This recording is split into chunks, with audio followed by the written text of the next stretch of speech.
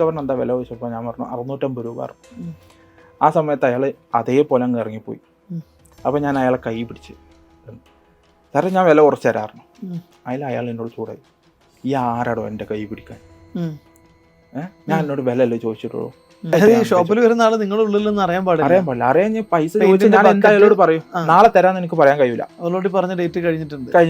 പിന്നെ എനിക്ക് നാളെ ഇനി തരാന്ന് പറഞ്ഞാൽ തന്നെ നാളെ ബിസിനസ് വരും എന്നുള്ള ഒരു ഉറപ്പില്ല. ബിസിനസ്സിൽ ഏറ്റവും പ്രധാനപ്പെട്ട ഒന്നാണ് ട്രസ്റ്റ്, വിശ്വാസം. സാമ്പത്തിക കാര്യങ്ങളിൽ വിശ്വാസ്യത എന്ന് പറയുന്നത് ഒരു ബിസിനസ്സുകാരൻ്റെ ഏറ്റവും അടിസ്ഥാന ക്വാളിറ്റിയാണ്. ഹായ്, ദിസ് ഈസ് മീ കസാഖ് ബെഞ്ചാലി. നമ്മൾ ഏറ്റവും കൂടുതൽ ആഗ്രഹിക്കുന്നത് പ്രതിസന്ധികളിൽ നിന്ന്, അനുഭവങ്ങളിൽ നിന്ന്, പരാജയങ്ങളിൽ നിന്ന് പാഠം ഉൾക്കൊണ്ട് വിജയത്തിൻ്റെ തീരത്തേക്ക് കപ്പൽ വായിച്ച സംരംഭകരുടെ കഥകൾ കേൾക്കാനാണ്. ഞാൻ കസാഖ് ബെഞ്ചാലി, ബിസിനസ് കോച്ചാണ്, സക്സസ് സ്ട്രാറ്റജിസ്റ്റാണ്. നമ്മളൊരു പുതിയ സീരീസ് നിങ്ങൾക്ക് മുന്നിൽ അവതരിപ്പിക്കുകയാണ്. നേരത്തെ പറഞ്ഞ പോലെ തന്നെ പ്രതിസന്ധികളുടെ തീരത്ത് നിന്ന് സ്വന്തം കഠിനാധ്വാനം കൊണ്ട്, ഇച്ഛാശക്തി കൊണ്ട്, ആത്മവിശ്വാസം കൊണ്ട് വിജയത്തിൻ്റെ തീരത്തേക്ക് പാഞ്ഞു കയറിയ, വിജയത്തിൻ്റെ തീരത്തേക്ക് ബിസിനസ് സംരംഭങ്ങളെ കൈപിടിച്ച് കയറ്റിയ ഒരു പറ്റം സംരംഭകരെ പരിചയപ്പെടുത്തുന്ന, അവരുമായിട്ട് ഇൻറ്ററാക്ട് ചെയ്യുന്ന, അവരുമായിട്ടുള്ള ഒരു കോൺവെർസേഷൻ പോഡ്കാസ്റ്റ് സീരീസാണ് നമ്മൾ ഇന്ന് നിങ്ങൾക്ക് മുന്നിൽ പരിചയപ്പെടുന്നത്.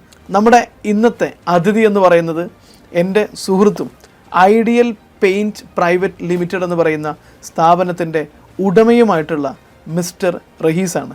സോ റഹീസിനെ ഞാൻ ഈ ഒരു കസാഖ് ബെഞ്ചാലി ടോക്ക് ഷോയിലേക്ക് ഹൃദ്യമായിട്ട് സ്വാഗതം ചെയ്യുന്നു. വെൽക്കം.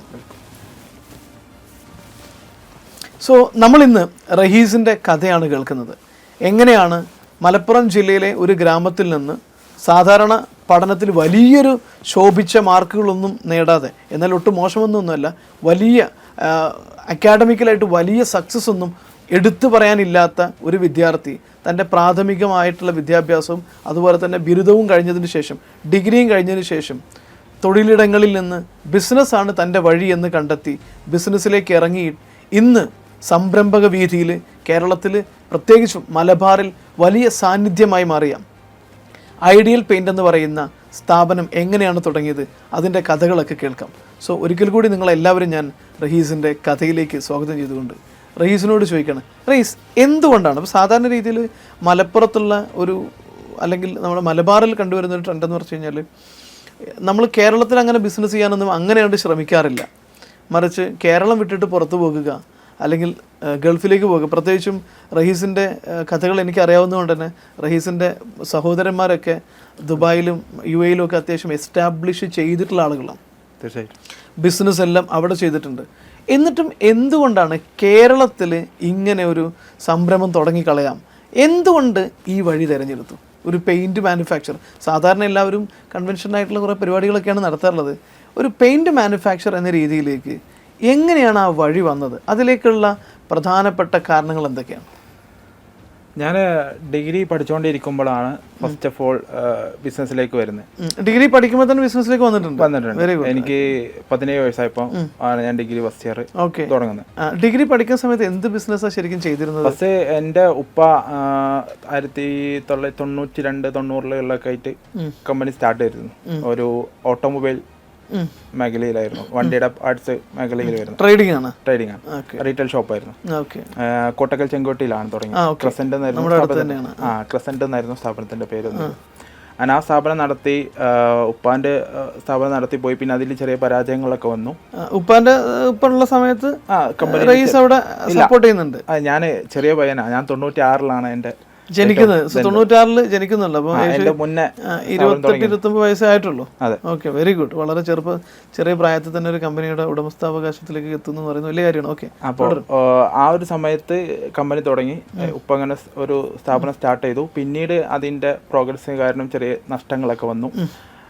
കണ്ടിന്യൂ ചെയ്ത് പോയി. അപ്പോൾ വലിയ ജ്യേഷ്ഠനെ ഉപ്പ ഗൾഫിലേക്ക് പറഞ്ഞയച്ചു. ഒരു ബിസിനസ് പ്രതിസന്ധി വന്നതിന് ശേഷമാണ് വലിയ ജ്യേഷ്ഠനെ ഗൾഫിലേക്ക് പറഞ്ഞേക്കുന്നത്. അപ്പോൾ ഞങ്ങൾക്ക് ഈ ഓട്ടോമൊബൈൽ മേഖല പരിചയമായത് കൊണ്ട് തന്നെ ജ്യേഷ്ഠനെ അങ്ങനത്തെ ഒരു മേഖലയിൽ തന്നെ അയച്ചു. അവിടുന്ന് സ്റ്റഡി ചെയ്യാൻ പറഞ്ഞു. പഠിച്ചതിന്റെ ശേഷം ഇവിടുന്ന് ഒരു ഫണ്ട് സ്വരൂപിച്ചിട്ട് അതിന് ജ്യേഷ്ഠന് അവിടെ ഒരു സ്ഥാപനം തുടങ്ങി. ഓക്കെ, ജ്യേഷ്ഠന് ഫാദർ ഇവിടുന്ന് ഫണ്ട് എടുത്തിട്ടാണ് അങ്ങോട്ട് പറഞ്ഞ സ്ഥാപനം തുടങ്ങുന്നത്. ഓക്കെ, അതിലൂടെ രണ്ടാമത്തെ ഞങ്ങള് 4 ആൺമക്കളാണ് വരുന്നത്. അപ്പോൾ രണ്ടാമത്തെ ജ്യേഷ്ഠനെയും പിന്നീട് അവിടുത്തെ സ്ഥാപനത്തിന് ശേഷം കൊണ്ടുപോയി. അപ്പോൾ അവർ രണ്ടുപേരും അവിടെ. അപ്പോൾ ഇതിൻ്റെ ചെറിയ ജ്യേഷ്ഠനായിരുന്നു പിന്നെ സ്ഥാപനം നടത്തിയിരുന്നു. അങ്ങനെ ഒരു 7 ഷട്ടറുള്ള സ്ഥാപനം ചുരുങ്ങി ഒരു ഷട്ടറിലേക്ക് എത്തി.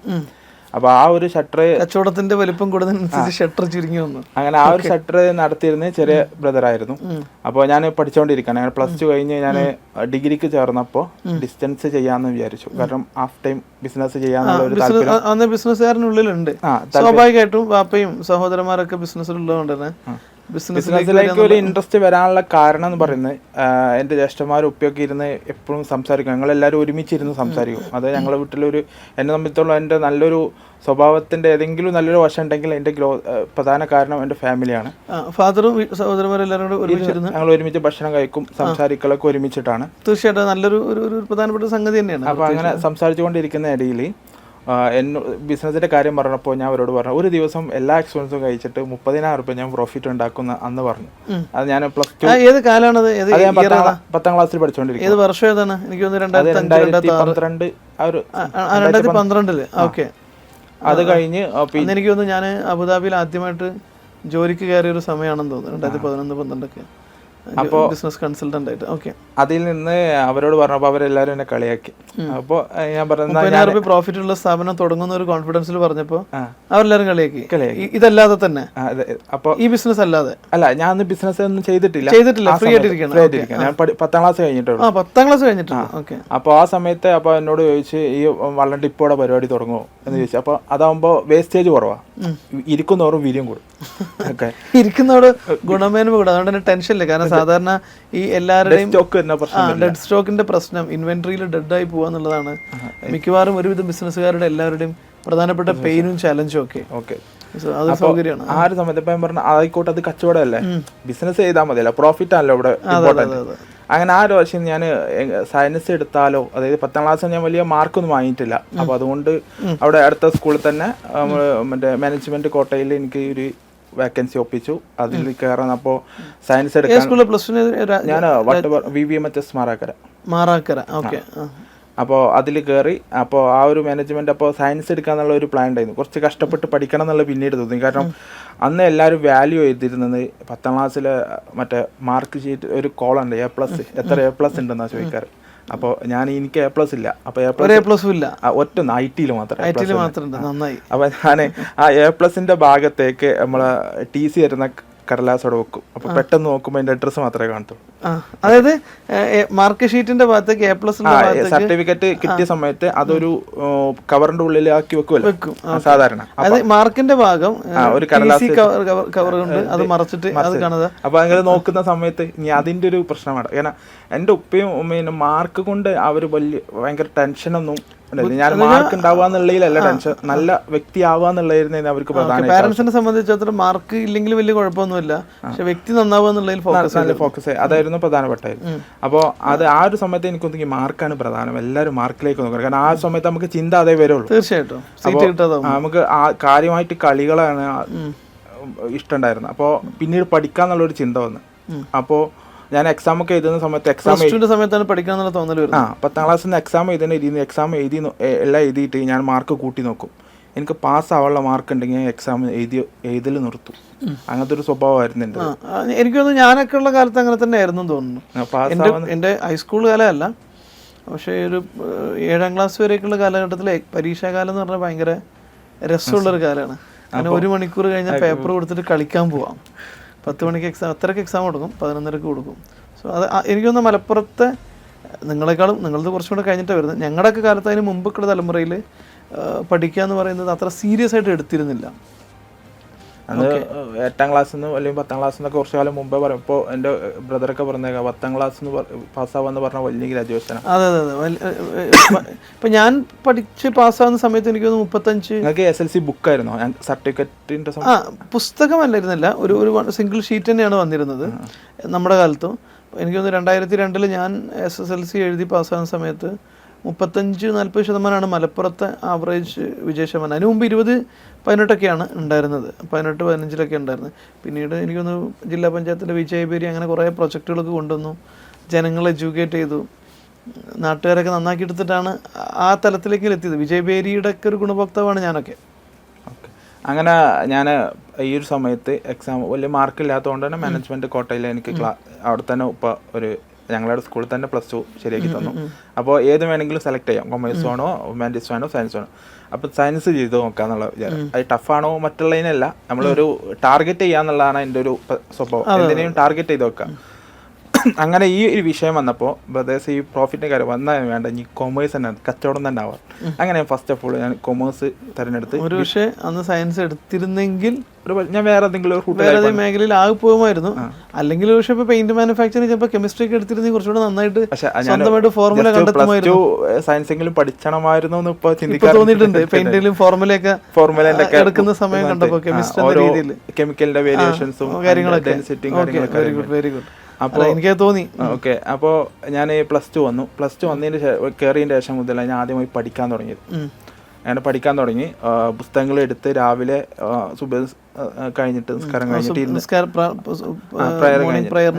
ശേഷം ഞാൻ ഇരുന്ന് പുസ്തകം വായിക്കാൻ തുടങ്ങി. അപ്പോൾ ഉമ്മാക്കൊക്കെ വലിയ അത്ഭുതമായിരുന്നു ഞാൻ പഠിക്കുന്നത് കണ്ടിട്ട്. അങ്ങനെ ഞാൻ എനിക്കിഷ്ടം ബിസിനസ് ആയിരുന്നു. ബിസിനസ് ചെയ്യണം എന്നുള്ള ടാർഗറ്റ് ചെയ്തുകൊണ്ട് ബിസിനസ്സിനെയും അക്കൗണ്ട്സിനെയും പ്രത്യേകം ശ്രദ്ധിച്ചു. അല്ല, ഞാൻ ലൈഫിൽ മനസ്സിലാക്കിയ ഏറ്റവും പ്രധാനപ്പെട്ട ഒരു കാര്യമുണ്ട്. ഒരു മനുഷ്യൻ്റെ ഉള്ളിൽ അയാളായിട്ട് സെറ്റ് ചെയ്തൊരു ലക്ഷ്യം വരുന്നതോട് കൂടിയിട്ട് അയാളുടെ സ്വഭാവം മുഴുവൻ മാറും. തീർച്ചയായിട്ടും അയാളുടെ സ്വഭാവത്തിൽ ആ ലക്ഷ്യത്തിന് വേണ്ടിയിട്ടുള്ള ശീലങ്ങൾ വന്നു തുടങ്ങും. സ്വഭാവത്തിൽ മാറ്റം വരും, കൂട്ടുകാരിലെ മാറ്റം വരും. അത് ഒരു മനുഷ്യനെ മാറ്റുന്നത് അടിസ്ഥാനപരമായിട്ട് എന്താണെന്ന് ചോദിച്ചു കഴിഞ്ഞാൽ അയാൾ സെറ്റ് ചെയ്യുന്ന ലക്ഷ്യമില്ലാത്ത ഒരാൾക്ക് പ്രത്യേകിച്ച് ഒന്നും ഉണ്ടാവില്ല, ഒഴുക്കിനനുസരിച്ച് പോകും. അത് വലിയൊരു അതിന്റെ എക്സാമ്പിൾ ആണ്. ഇപ്പോൾ എന്താ പഠിക്കുന്നത് വെച്ചാൽ ഞാൻ +2 കഴിഞ്ഞു. ഞാൻ അക്കൗണ്ടിങ് കോഴ്സ് എല്ലാവരും ചെന്നിട്ട് അക്കൗണ്ടിങ് കോഴ്സിന് പോകും. അക്കൗണ്ടിങ് കോഴ്സ് ഒരു 6-7 മാസം ചിലപ്പോൾ. അത് കഴിഞ്ഞിട്ട് ഇനി ഗ്രാഫിക്സ് ഡിസൈന് സ്കോപ്പ് ഉണ്ട്, അത് പോയി നോക്കട്ടെ. അപ്പോൾ അത് പോയി കഴിഞ്ഞിട്ട് പറഞ്ഞ് കോഡിങ്, ഇപ്പോൾ ട്രെൻഡിങ് കോഡ്. അപ്പോൾ ഓരോ ട്രെൻഡ് വരുന്ന ഓരോ സംഭവത്തിനെ കുറിച്ച് പഠിക്കും. എന്നാലും ഇവരറിയാം എനിക്ക് അവസരങ്ങൾ കിട്ടിയില്ല. ശരിക്കും അവസരം അവിടെ അല്ല. ഈ അക്കൗണ്ട്സ് ആണ് ഞാൻ പഠിക്കുന്നുണ്ടെങ്കിൽ അക്കൗണ്ട്സിനെ തീവ്രമായി പഠിച്ചിട്ട് അതിന്റെ വേക്കൻസി എവിടെ ഉണ്ടോ അതിലേക്ക് ഫോക്കസ് ചെയ്ത് പോകും. അതെ, അതായത് ഇപ്പൊ ഏത് മേഖലയാണോ തിരഞ്ഞെടുക്കേണ്ടത് ആ മേഖലയിലേക്ക് കൃത്യമായിട്ടൊരു ഗോൾ സെറ്റ് ചെയ്യുക എന്നുള്ളത് പ്രധാനം. ഇപ്പം എൻ്റെ അടുത്ത് പല കുട്ടികളും ഇതുപോലെ വന്നിട്ട് ചോദിക്കാറുണ്ട്, ഞാൻ എന്ത് കോഴ്സ് എടുക്കണമെന്ന്. ഞാൻ 10ാം ക്ലാസ് കഴിഞ്ഞു. എനിക്കിപ്പോൾ ഇൻസ്റ്റഗ്രാമിലൊക്കെ വരുന്ന കുറേ മെസ്സേജുകളിലുള്ള ഒരു ചോദ്യം എന്ന് പറഞ്ഞാൽ, ഞാൻ സാർ +2 കഴിഞ്ഞു അല്ലെങ്കിൽ ഡിഗ്രി കഴിഞ്ഞു, ഇനി എനിക്ക് എന്ത് കോഴ്സാണ് നല്ലത്? ഞാൻ പറയും, നിങ്ങൾ എന്ത് ലക്ഷ്യമാണ് നിങ്ങൾക്ക് ലൈഫിൽ ആവേണ്ടത് അതൊന്ന് പ്ലാൻ ചെയ്യൂ. എന്നിട്ട് അതിലേക്ക് എത്തുന്നതിന് സഹായിക്കുന്ന കോഴ്സ് തിരഞ്ഞെടുക്കൂ. കാരണം ലക്ഷ്യമില്ലാതെ കോഴ്സുകൾ തിരഞ്ഞെടുത്തിട്ട് കാര്യമില്ല, കാലം പോകും. ഏതൊരു കോഴ്സ് നമ്മൾ പഠിച്ചു കഴിഞ്ഞാലും അതിനെ പ്രാക്ടീസ് ചെയ്യണം എന്നുണ്ടെങ്കിൽ അതിൻ്റെ മേഖലയിലേക്ക് തന്നെ പോകണം. അങ്ങനെ ഞാൻ കൊമേഴ്സ് എടുത്തു. കൊമേഴ്സിൽ സ്റ്റഡി പഠിക്കാൻ തുടങ്ങി. എന്നെക്കൊണ്ട് ആവശ്യമുള്ള കാര്യങ്ങൾ ഞാൻ എപ്പോഴും ബിസിനസ്സിൻ്റെ എൻട്രി ഫോളിൻ്റെയും ടൈലറിൻ്റെയും തത്വങ്ങൾ ഇപ്പോഴും എനിക്കറിയാം. കാരണം ഞാൻ അത് ഫോക്കസ് ചെയ്ത് പഠിച്ചുകൊണ്ട്. എനിക്കറിയില്ല, ഞാൻ BBA +2 കൊമേഴ്സും BBA ഒക്കെ കഴിഞ്ഞാണ്. പക്ഷെ അന്ന് നമ്മളൊരു കച്ചവടക്കാരനാകണം എന്ന് വിചാരിച്ചിട്ടല്ല പഠിച്ചിരുന്നത്. പിന്നീടാണ് ഒരു സ്ട്രാറ്റജിസ്റ്റ് എന്ന് പറയുമ്പോൾ അത് എത്രത്തോളം ഇമ്പോർട്ടൻ്റ് ആയിരുന്നു മനസ്സിലാകുന്നത്. ഇന്നും ഞാൻ അതിന്റെ പല തലക്കെട്ടുകളും എൻ്റെ ഓർമ്മയിലുണ്ട്. അപ്പോൾ ആ പുസ്തകങ്ങൾ ഞാൻ ഇപ്പോഴും എൻ്റെ റെഫർ ചെയ്യുന്നുണ്ട്. Very good. എനിക്ക് എന്തെങ്കിലും ഡൗട്ട് വന്നാൽ അത് ഞാൻ അങ്ങനെയുള്ള അപൂർവം ആളുകൾ ആദ്യമായിട്ട് കാണാം കേട്ടോ. കാരണം പഠനകാലത്ത് പഠിച്ച സാധനങ്ങൾ ലൈഫിലേക്ക് ഉപയോഗിക്കുന്ന ആളുകൾ വളരെ കുറച്ചേ ഉള്ളൂ. പലപ്പോഴും നമ്മൾ ചോദിക്കുന്നുണ്ട്, ഇപ്പോൾ മാത്സിൽ കുറേ സാധനങ്ങൾ എന്തിനാ ഇതൊക്കെ പഠിച്ചെന്ന് ചോദിക്കാറുണ്ട്. ഇപ്പോൾ A+B² ഈ പറഞ്ഞ പരിപാടി എനിക്ക് ഇപ്പോഴും അറിയില്ല. 10ാം ക്ലാസ് ഞാൻ എങ്ങനെയോ അത് ഒഴിവാക്കിയിട്ട് അരിതമെറ്റിക് പ്രോഗ്രഷൻ അങ്ങനെ എന്തൊക്കെ പരിപാടികൾ കൊണ്ട് മിനിമം പാസ് മാർക്ക് വാങ്ങിച്ച് രക്ഷപ്പെട്ടു പോകുന്ന ഒരാളാണ് ഞാൻ. പക്ഷേ ഇങ്ങനെ പ്രാക്ടിക്കലായിട്ട് സാധനം ഇപ്പോഴും നിങ്ങൾ യൂസ് ചെയ്യുന്നുള്ളത് ഞാൻ തീർച്ചയായിട്ടും ഒരു ഗ്രേറ്റ്. കാരണം നമ്മൾ പഠിക്കുന്നത് പ്രാവർത്തികമാക്കുമ്പോഴാണ് ശരിക്കും നമ്മൾ വിജയിക്കണമെന്ന് ഞാൻ മനസ്സിലാക്കിയിട്ടുള്ളത്. തീർച്ചയായിട്ടും നമ്മൾ കുറേ പഠിച്ച് സർട്ടിഫിക്കറ്റിൽ മാർക്ക് വാങ്ങിയതിന് പകരം പഠിച്ച കാര്യങ്ങൾ നമ്മൾ പ്രാക്ടിക്കലാക്കി ചെയ്യുമ്പോൾ നമ്മൾ ആ ചെയ്യുന്നതോട് കൂടി ഒരുപാട് ആൾക്കാർക്ക് അതിൽ അവസരങ്ങൾ. അതിൽ എനിക്ക് തോന്നിയ ഒരു സംഗതി നിങ്ങൾ പറഞ്ഞത് വളരെ കറക്റ്റാണ്. കാരണം ഈ പഠിക്കുന്നത് പ്രാക്ടിക്കലാക്കാനുള്ള അവസരമാണ് നമുക്കില്ലാത്തതെന്ന് ഞാൻ മനസ്സിലാക്കിയിട്ടുള്ളത്. നമ്മൾ ഭയങ്കരമായ യമണ്ടൻ തിയറികളൊക്കെ കുട്ടികളെ പഠിപ്പിക്കുന്നുണ്ട്, നമ്മളും പഠിച്ചിട്ടുണ്ട്.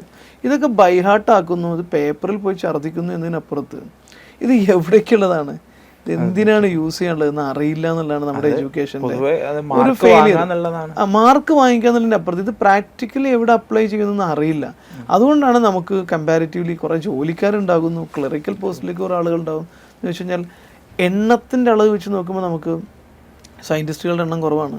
ഇതൊക്കെ കുറവാണ്. അതിൻ്റെ കാരണം എനിക്ക് തോന്നുന്നു ഇത് പ്രാക്ടിക്കലി എന്തിനാണ് പഠിക്കുന്നത് അറിയില്ല, മാർക്ക് വാങ്ങുന്നതിനും അപ്പുറത്തേക്ക് ഈ പഠനത്തെ അപ്ലൈ ചെയ്യാൻ അറിയാത്തതുകൊണ്ടാണ്. പക്ഷേ നമ്മുടെ ഏറ്റവും ഏത് ക്യാപിറ്റലൈസ്ഡ് രാജ്യങ്ങളാണെങ്കിലും അവിടുത്തെ ടോപ്പസ്റ്റ് പൊസിഷൻ കീപ്പ് ചെയ്യുന്ന ഒരു ഇന്ത്യക്കാരൻ. അതെ അതെ അതെ തീർച്ചയായിട്ടും ഉണ്ട്. നമ്മളിവിടെ അവസരങ്ങൾ കിട്ടാത്തതുകൊണ്ടാണ്.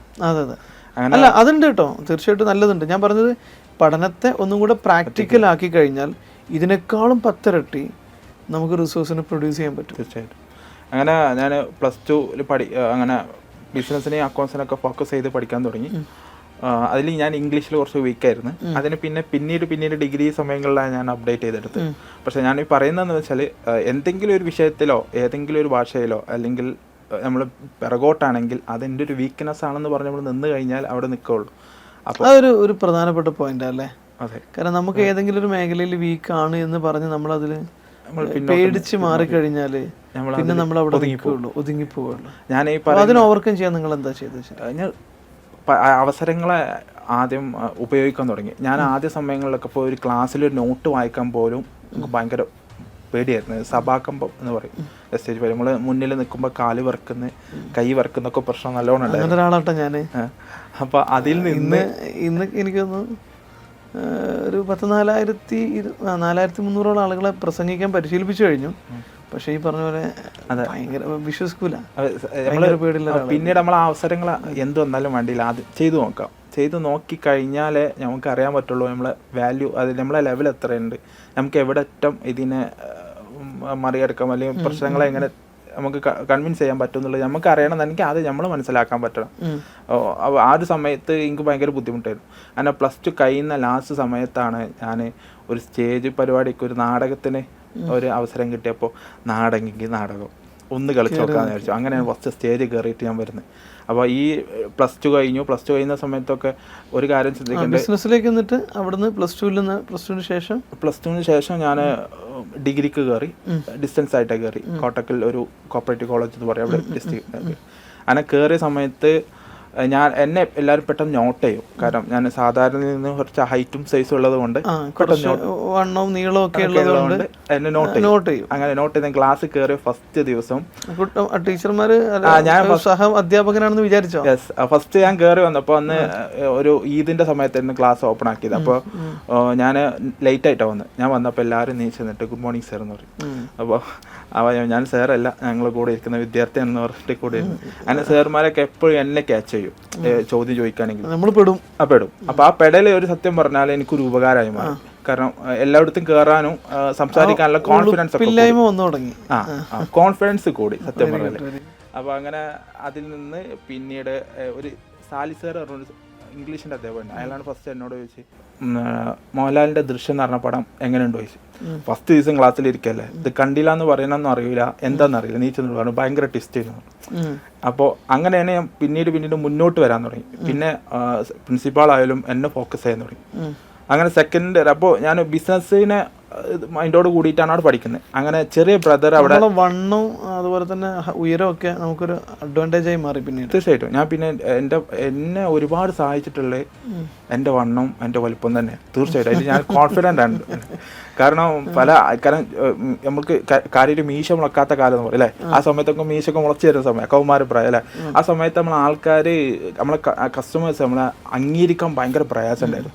ഇവൻ എന്താണ് ചെറിയ സെക്കൻഡ്. അപ്പോൾ എന്നോട് സംസാരിക്കാൻ ഞാൻ കൂടുതൽ ഇടപഴകാതെ നിൽക്കും. അതായത് നമ്മൾ കൂടുതൽ സംസാരിക്കുമ്പോൾ എൻ്റെ കുട്ടിത്തം എന്തായാലും അതിൽ വരും. കാരണം നമ്മൾ ആ പ്രായം അപ്പോൾ അതിലേക്ക് വരും.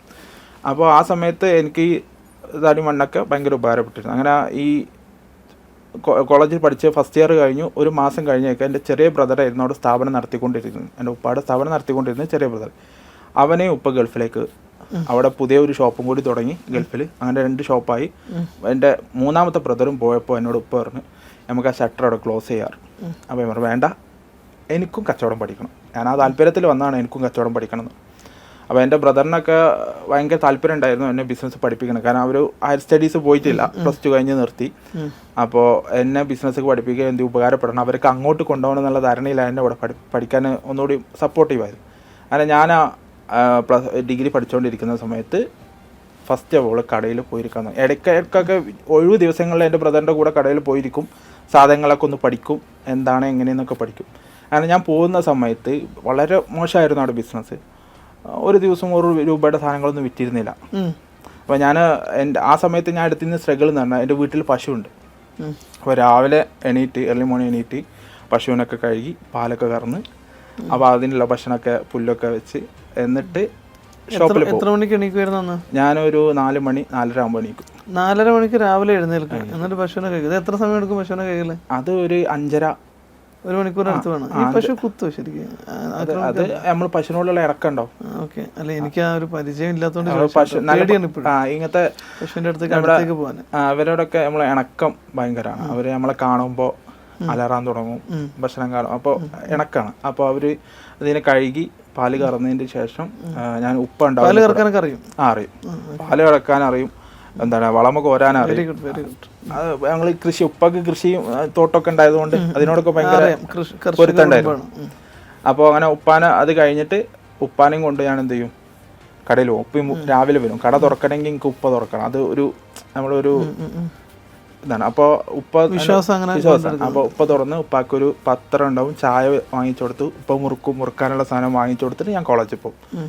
8:50 ഞാൻ 9 മണിക്ക് കോളേജിലേക്ക് എത്താൻ കഴിയില്ല. അപ്പോൾ പ്രിൻസിപ്പലിനോട് പറഞ്ഞിട്ട് 9:15 ഉള്ളിൽ എനിക്ക് എത്താൻ കഴിയുള്ളൂ, എനിക്ക് അതിനുള്ള പെർമിഷൻ തരണം. ഓക്കെ പറഞ്ഞാൽ കോളേജിൽ ചെല്ലാം. അപ്പോൾ ഈ ഒരു പ്രോസസ്സിങ് കണ്ടിന്യൂറ്റി ഞാൻ ചെയ്തു വരുന്നു. അങ്ങനെ കടയിൽ വന്ന് കോളേജ് കഴിഞ്ഞ് ഉച്ചയ്ക്ക് ശേഷം കടയിലെത്തും. പിന്നീട് ഞാൻ കച്ചവടങ്ങളെ പഠിക്കാൻ തുടങ്ങി, എങ്ങനെയാണ് ബിസിനസ്. അപ്പോൾ എൻ്റെ അടുത്ത് ഇല്ലാത്ത സാധനങ്ങൾ എന്തൊക്കെയാണെന്ന് എനിക്ക് മനസ്സിലായി. അപ്പുറത്തെ ഷോപ്പിൽ ഓടിപ്പോയി വാങ്ങിച്ചിട്ട് ഇയാൾക്ക് വിൽക്കും. അതിൽ ഞാൻ 10 രൂപ 20 രൂപയൊക്കെ പ്രോഫിറ്റ് ഉണ്ടാവുള്ളൂ. പക്ഷെ അവിടെ നിന്നാണ് കച്ചവടം പഠിക്കാൻ തുടങ്ങി. അങ്ങനെ ഫസ്റ്റ് സമയത്ത് എനിക്ക് ആൾക്കാരോടുള്ള പെരുമാറ്റത്തെ നമുക്ക് മുന്നേ കൂട്ടി അറിയാം. കാരണം ഓരോ വരുന്ന ആൾക്കാരും വ്യത്യസ്ത സ്വഭാവമുള്ള ആൾക്കാരായിരുന്നു.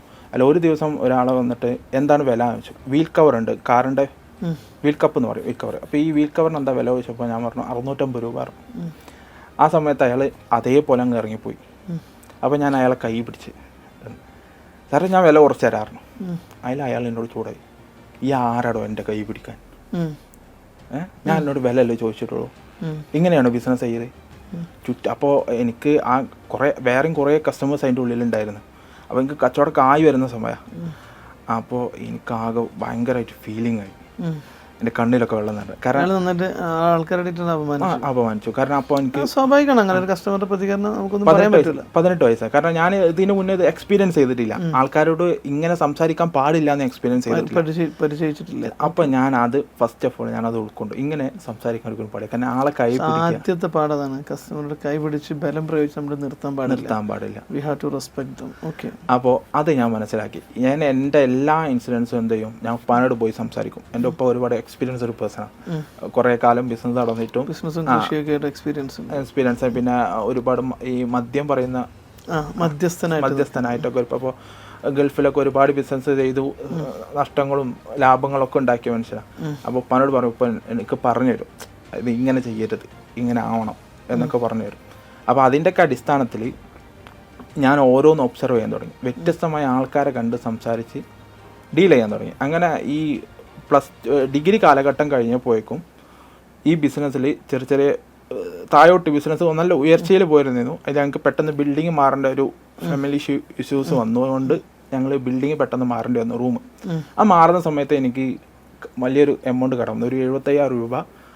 അന്ന് 19 വയസ്സ്, ഡിഗ്രി കഴിഞ്ഞ സമയത്ത്. ആ സമയത്ത് 75,000 രൂപ പറഞ്ഞാൽ താങ്ങാവുന്നതിൽ അപ്പുറം നല്ലൊരു എമൗണ്ട് തന്നെയാണ്. ആ വരുമാനം കാര്യമായിട്ട് വേറെ ഇല്ല. അപ്പോൾ അതിൽ നിന്ന് ഞാൻ ആ ഒരു കടം വന്ന ഒരു ബുദ്ധിമുട്ട് മനസ്സിലാക്കി. പിന്നീട് ഞാൻ ഈ ഇന്നോവ കാറൊക്കെ ടൈപ്പ് 4 കൺവേർട്ട് ചെയ്യുന്നൊരു സിസ്റ്റം ഉണ്ടായിരുന്നു, ടൈപ്പ് 2, 1 ഒക്കെ ടൈപ്പ്. അപ്പോൾ ആ സിസ്റ്റം തുടങ്ങി വന്നപ്പോൾ ഞാൻ അതിൻ്റെ കൊട്ടേഷൻസ് ഒക്കെ എടുത്തിട്ട് ഞാൻ തന്നെ ചെയ്യും. ഞാൻ വേറെ പണിക്കാരെ വെക്കാതെ തന്നെ ഞാൻ ഒരുവിധം ഓട്ടോമോട്ടീവ് കാര്യങ്ങളൊക്കെ ഞാൻ പഠിച്ചിരുന്നു.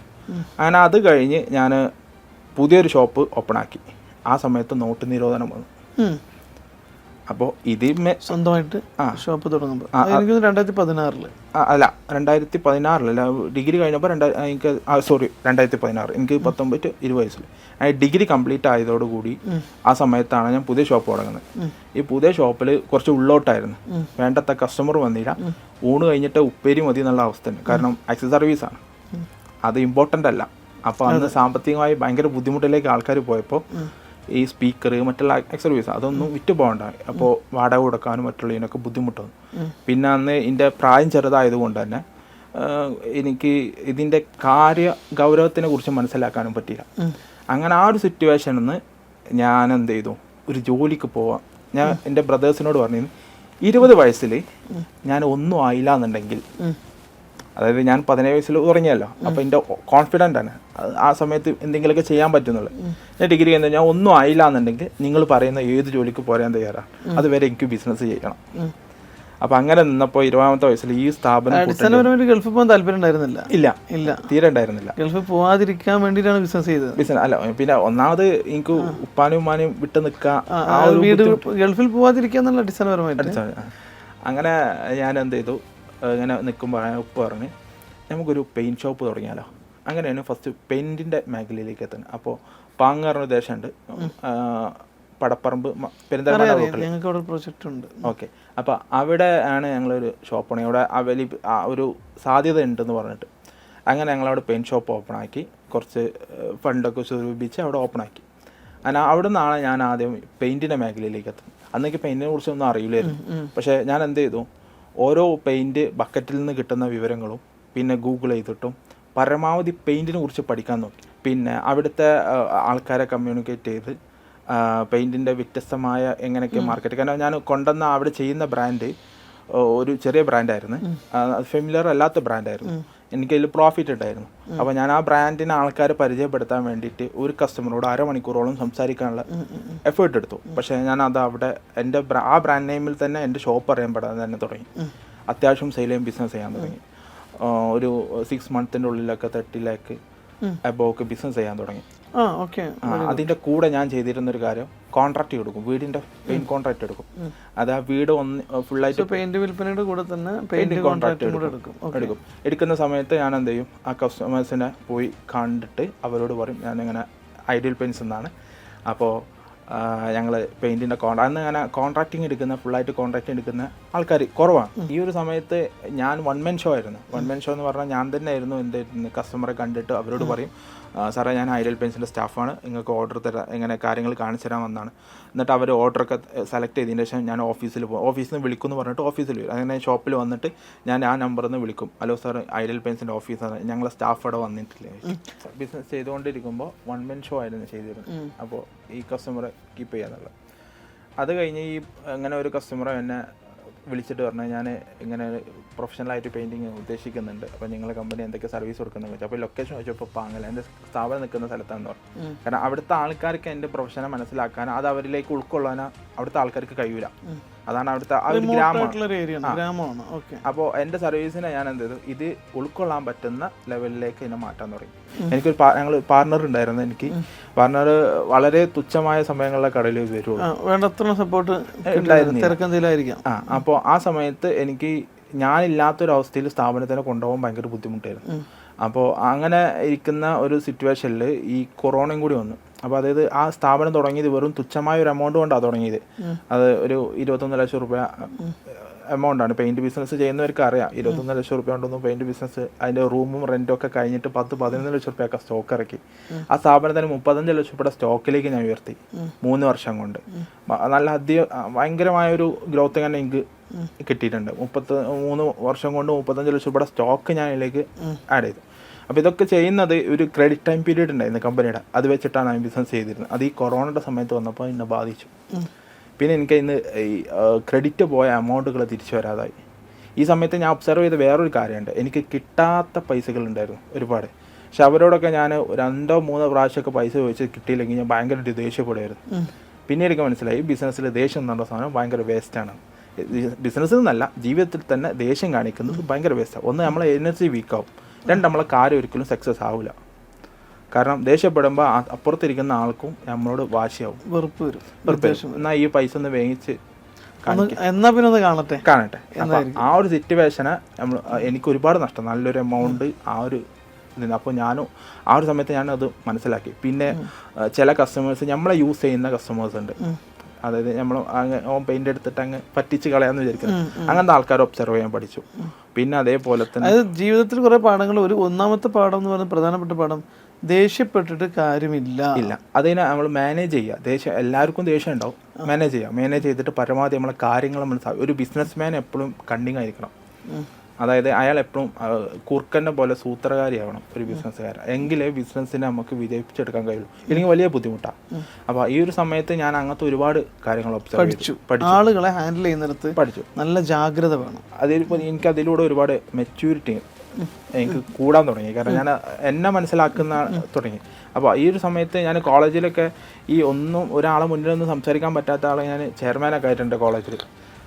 കോളേജിൽ ചെയർമാനൊക്കെ ആയിട്ട് എൻ്റെ സഹപാഠികളെ എനിക്ക് കയ്യിലെടുക്കാൻ പറ്റിയിട്ടുണ്ട്. അപ്പോൾ പ്രിൻസിപ്പാൾ വരെ ഞാൻ പറഞ്ഞാൽ അനുസരിക്കുന്ന രീതിയിൽ സാറ് വരെ എനിക്ക് സപ്പോർട്ടിങ് ആയിട്ട് നിന്നിട്ടുണ്ട്. അപ്പോൾ ഇപ്പോഴും കുട്ടികൾ ഇപ്പോൾ കോളേജിലേക്ക് കയറി വരുമ്പോൾ റേസ് വെച്ചിട്ട് വിളിക്കുമ്പോൾ ആ ഒരു റൊമാൻറ്റിഫിക്കേഷൻ ഉണ്ടല്ലോ, ആ സാധനമൊക്കെ ആ ഒരു സമയത്ത് എനിക്ക് ക്യാമ്പസിലെ തെരുവുകളിൽ നമ്മളെ കുട്ടിക്കാലത്തൊക്കെ അങ്ങനെ തന്നെയായിരുന്നു. അപ്പോൾ അത് ഭയങ്കര ഓർമ്മയാണ്. ഒരു ലീഡർഷിപ്പ് ക്വാളിറ്റി എനിക്ക് ഇങ്ങനെ പതിയെ സാഹചര്യങ്ങളിലൂടെ. അതിന്റെ പേര് റേസ് എന്നാണ്, റേസിന്റെ അർത്ഥം നേതാവ് എന്നാണ്. പക്ഷെ അതിനോട് ഒരുപാട് എനിക്ക് സാമ്യപ്പെട്ടെന്ന് ഞാൻ എപ്പോഴും ചിന്തിക്കാറുണ്ട്. ശരിയാണല്ലോ, റഹീസ്. ഇപ്പൊ നമ്മള് UAE മറ്റൊക്കെ ഉണ്ടാകുമ്പോ റഹീസ് ദൗല എന്നൊക്കെ പറഞ്ഞുകൊണ്ട് ലീഡർഷിപ്പ് പേരിനോട് സംബന്ധിക്കാൻ ലീഡർഷിപ്പ് ക്വാളിറ്റി എനിക്ക് കിട്ടാൻ തുടങ്ങി. പക്ഷെ ഞാൻ അതൊന്നും മനസ്സിലാക്കുന്ന ഒരുപാട് കഴിഞ്ഞിട്ടാണ്. അപ്പോൾ ഈ പെയിന്റിലെ ഈ ബിസിനസ് ചെയ്തുകൊണ്ടിരിക്കുമ്പോൾ ഇങ്ങനത്തെ ഈ കൊറോണ വന്നു. പിന്നീട് കൊറോണ വന്നതിന്റെ ശേഷം ഞാൻ ഭയങ്കര ഡൗൺ ആയി. എൻ്റെ ചോദ്യം അതല്ല. ഇപ്പം നിങ്ങൾ ബിസിനസ്സിലേക്ക് വന്നു, സ്പെയർ പാർട്സിൽ നിന്ന് തുടങ്ങി, അത് പൊളിഞ്ഞു. പിന്നെയാണ് നിങ്ങൾ പെയിൻറ് ഷോപ്പിലേക്ക് മാറുന്നത്. അങ്ങനെ പെയിൻറ് ഷോപ്പ് നിങ്ങൾ ഒരു ഗ്രാമത്തിൽ തുടങ്ങുന്നു, പെയിൻറ് കച്ചവടമൊക്കെ ഡെവലപ്പ് ചെയ്തു, കോൺട്രാക്റ്റിങ്ങിലേക്ക് അതിനെ ഡൈവേഴ്സിഫൈ ചെയ്തു, നല്ല രീതിയിൽ ഒരു ഡിസ്റ്റിങ്ഷ് യുണീക്കായിട്ടുള്ള സാധനം കൊണ്ടുവന്നു, ഡിഫറൻസിയേഷൻ കൊണ്ടുവന്നു, കസ്റ്റമർ മാർക്കറ്റൊക്കെ പിടിച്ചു വരിക. കോവിഡ് വന്നു, ആളുകളെ തിരക്ക് കാരണം എല്ലാം മാനേജ് ചെയ്യാൻ പറ്റാത്തൊരവസ്ഥ വന്നു. സ്റ്റോക്കൊക്കെ കൂടിയെങ്കിൽ പോലും വേണ്ടത്ര കോൺട്രാക്ട് ബിസിനസ് നടക്കാതെ വന്നു. തരക്കേടില്ലാത്ത പെയിൻറ് ഷോപ്പ് പോകുന്നു. അവിടെ നിന്ന് എങ്ങനെയാണ് നിങ്ങളൊരു പെയിൻറ് ഷോപ്പിൽ നിന്നുള്ള നിങ്ങൾ എങ്ങനെയാണ് ഒരു പെയിൻറ് മാനുഫാക്ചറിലേക്ക് മാറിയത്? പെയിൻറ് മാനുഫാക്ചറിക്ക് കൊറോണ അതിന് വലിയൊരു കാരണമായി. കാരണം ഈ സമയത്ത് കൊറോണ വന്നതിന് ശേഷം എനിക്ക് ഭയങ്കര തകർച്ച വന്നിട്ട് ഞാൻ അനുഭവിച്ച കുറച്ച് ബുദ്ധിമുട്ടുകളുണ്ട്. ആ സമയത്ത് പെയിൻറ്റിൻ്റെ ആൾക്കാർ വരുമ്പോൾ ഞാൻ ഫോൺ എടുത്തിട്ട് ഞാൻ അവരോട് പറയും, ഞാൻ 10, 20, 22 വയസ്സ് അങ്ങോട്ടായില്ല. ആ സമയത്ത് 3, 4, 5 ലക്ഷം ഞാൻ റോൾ ചെയ്യും. അതിനുള്ള കോൺഫിഡൻറ്റ് ഉണ്ടായിരുന്നു ബിസിനസ് ചെയ്തിട്ടില്ല. അപ്പോൾ എനിക്ക് ആൾക്കാർ പെട്ടെന്ന് പൈസ തരും. കാരണം കറക്റ്റ് ഷാർപ്പ് ടൈമിൽ ഞാൻ പേയ്മെൻറ്റ് തിരിച്ചു കൊടുക്കും. റോൾ ചെയ്താൽ നാളെ വൈകുന്നേരം പറഞ്ഞാൽ വൈകുന്നേരം അയാൾ പൈസ അയാളെ കൈ കിട്ടിയിട്ടുണ്ടാവും വാങ്ങിച്ച. അപ്പോൾ ഇന്ന് പൈസ കറക്റ്റ് ഡേറ്റിന് പൈസ കൊടുക്കും. അതുകൊണ്ട് എനിക്ക് എല്ലാവരും പൈസ തരാൻ എല്ലാവരും ചോദിച്ചാൽ പൈസ തരുമായിരുന്നു. അപ്പോൾ ഇത് ഒരു വിശ്വാസം എന്തെങ്കിലും ഭയങ്കര ഇമ്പോർട്ടൻ്റ് ആണ്. ബിസിനസ്സിൽ ഏറ്റവും പ്രധാനപ്പെട്ട ഒന്നാണ് ട്രസ്റ്റ്, വിശ്വാസം. സാമ്പത്തിക കാര്യങ്ങളിൽ വിശ്വാസ്യത എന്ന് പറയുന്നത് ഒരു ബിസിനസ്സുകാരൻ്റെ ഏറ്റവും അടിസ്ഥാന ക്വാളിറ്റിയാണ്. നമ്മൾ ലൈഫ് ലോങ് മെയിൻറ്റെയിൻ ചെയ്യേണ്ട ഒരു സാധനമായിട്ട് ഞാനെപ്പോഴും കീപ്പ് ചെയ്യുന്നൊരു സാധനമാണ്, എപ്പോഴും പറയാറുമുണ്ട്. ആ സമയത്ത് അങ്ങനെ ഈ കടം വാങ്ങിച്ച പൈസ എനിക്ക് 2-3 കൊടുക്കാൻ പറ്റിയില്ല. പിന്നെ പാർട്ടിയുടെ പേയ്മെൻറ്റ് ക്ലിയർ ചെയ്യാൻ പറ്റില്ല. അങ്ങനെ വന്നപ്പോൾ ഭയങ്കരമായ ബുദ്ധിമുട്ട് എൻ്റെ വന്നു. ബുദ്ധിമുട്ടെന്ന് പറഞ്ഞാൽ കോവിഡ് ഇതുപോലെ ഒരുപാട് ആളുകളെ തകർത്ത് കളഞ്ഞിട്ടുണ്ട്. മാനസികമായി ഞാൻ എന്ത് ചെയ്തു പറയോ, കടയിലെ 2 ആൾക്കാരെ കുറച്ച് 2 ആൾക്കാരോട് ബക്കറ്റ് എന്ത് ചെയ്യുമെന്ന് അറിയോ, ഒരു ഹാൾ ഹൈറ്റിൽ പൊക്കി വെക്കും. എന്നിട്ട് അതിൻ്റെ ഇടയിൽ ഒരു ചെറിയ സ്പേസ് ഉണ്ടാക്കിയിട്ട് അവിടെ ഇരിക്കും ഞാൻ, എന്നെ കാണാതിരിക്കാൻ വേണ്ടിയിട്ട്. അപ്പോൾ അത്രയും വളരെ ബുദ്ധിമുട്ട് ഞാൻ ആ സമയത്ത് ഭയങ്കര. ഷോപ്പിൽ വരുന്ന ആള് നിങ്ങളുടെ ഉള്ളിൽ നിന്ന് അറിയാൻ പാടില്ല. അറിയാൻ ഞാൻ പൈസ ചോദിച്ചാൽ ഞാൻ എന്തായാലും പറയും നാളെ തരാന്ന് എനിക്ക് പറയാൻ കഴിയില്ല. ഓൾറെഡി പറഞ്ഞ ഡേറ്റ് കഴിഞ്ഞിട്ടുണ്ട്. പിന്നെ എനിക്ക് നാളെ ഇനി തരാന്ന് പറഞ്ഞാൽ തന്നെ നാളെ ബിസിനസ് വരും എന്നുള്ള ഒരു ഉറപ്പില്ല. കിട്ടാനുള്ള പൈസ ആരും തരുന്നില്ല. എല്ലാവരും ചെല്ലുമ്പോൾ കൊറോണയുടെ പണിയില്ല, പൈസ ഇല്ല. നമുക്ക് 8-9 ലക്ഷം റുപ്യ കിട്ടാനുണ്ട്. എനിക്ക് കൊടുക്കാൻ 7 ലക്ഷം റുപ്യ അങ്ങോട്ടേ ഉള്ളൂ. പക്ഷെ 7 ലക്ഷം ആണെങ്കിൽ അന്ന് ഈ കൊടുക്കാനുള്ള സമയത്ത് ഇവർ പേയ്മെൻറ്റ് തന്നെങ്കിലല്ലേ. അങ്ങനെ ഭയങ്കരമായ ബുദ്ധിമുട്ടി വന്നപ്പോഴാണ് എൻ്റെ ഫ്രണ്ട്സിനും ഇതേമാതിരി, ഞങ്ങൾ 4 ഫ്രണ്ട്സ് ഉണ്ട്. അപ്പോൾ 4 ഫ്രണ്ട്സിനും ഇതേമാതിരി ജോലിയുടെ ബുദ്ധിമുട്ടൊക്കെ വന്നപ്പോൾ ഞാൻ പറയടാ, നമുക്ക് എല്ലാവർക്കും കൂടി ഒരു ഹോൾസെയിൽ തുടങ്ങിയാലോ, പെയിൻറ്റിൻ്റെ റോളുണ്ട്, ഒരു ഹോൾസെയിൽ തുടങ്ങിയാലോ. അപ്പോൾ അവർ പറഞ്ഞു, എടാ ഹോൾസെയിലൊക്കെ ഇപ്പോൾ വർക്കൗട്ട് ആവുമോ? അത് എൻ്റെ ഒരു ഫ്രണ്ട് ഉണ്ട്, അവൻ ഏതിനും സപ്പോർട്ടാണ്. ഭയങ്കര എനർജറ്റിക്കാണ്. പക്ഷെ എനിക്ക് ഫിനാൻഷ്യലി മാനേജ് ചെയ്യാനുള്ള ചെറിയ ബുദ്ധിമുട്ടുള്ളൂ. അത് ഒരാൾ സപ്പോർട്ട് ചെയ്ത് കൊടുത്താൽ അവൻ ടപ്പ് വെച്ചിട്ട് കൂടെ ഒന്ന് കയറിപ്പോരും. അപ്പോൾ അവൻ എൻ്റെ കൂടെ അപ്പം തന്നെ സപ്പോർട്ട് ചെയ്യാന്ന് പറഞ്ഞിട്ട് അങ്ങനെ മറ്റു 2 ആൾക്കാർ സപ്പോർട്ടിന് ചെറിയ ബുദ്ധിമുട്ടുണ്ടായി. എങ്കിലും ഞങ്ങളത് ആ ഒരു കൊറോണയുടെ സമയത്ത് പെയിൻറ് റോളർ സംഭവം തുടങ്ങി. അങ്ങനെ തുടങ്ങുന്നത് ഈ കട അവിടെ നിലനിൽക്കുമ്പോഴാണ്. അപ്പോൾ ഈ ഒരു സംഭവം ഞാൻ വീട്ടിൽ പറഞ്ഞപ്പോൾ വീട്ടിൽ നിന്ന് ഭയങ്കര എതിർപ്പായിരുന്നു. ഓൾറെഡി ഇതൊരു ഹോൾസെയിലേക്ക് പോകാൻ നിന്നപ്പോൾ വീട്ടുകാരും എതിർത്തു, ഈവൻ കച്ചവട ബാക്ക്ഗ്രൗണ്ട് ഉള്ള വീട്ടുകാർ പോലും എതിർത്തു. കാരണം ഒന്നാമത് ഇത് ഡെല്ലാണ്, പൊളിഞ്ഞെടുക്കാണ്. ഇതിനെ അപ്ഡേറ്റ് ചെയ്യാൻ എന്നോട് പറയാം, എങ്ങനെയെങ്കിലും ഇതിനെ അപ്ഡേറ്റ് ചെയ്യാൻ നോക്ക്.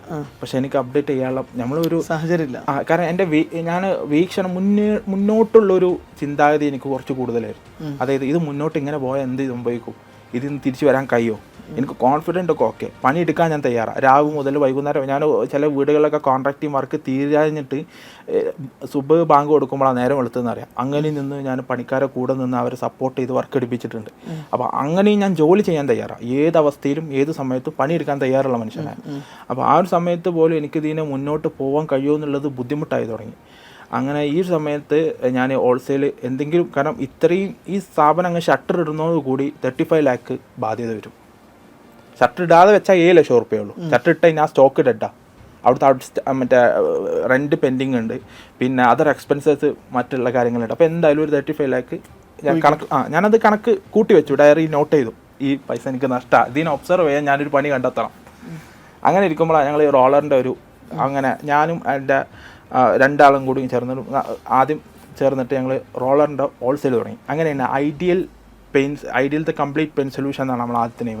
അങ്ങനെ ideal the complete pen solution എന്ന് പറഞ്ഞ സാധനം മാർക്കറ്റിൽ എത്താൻ തുടങ്ങി. ആ ബ്രാൻഡിൽ പേരടിച്ച് തുടങ്ങി.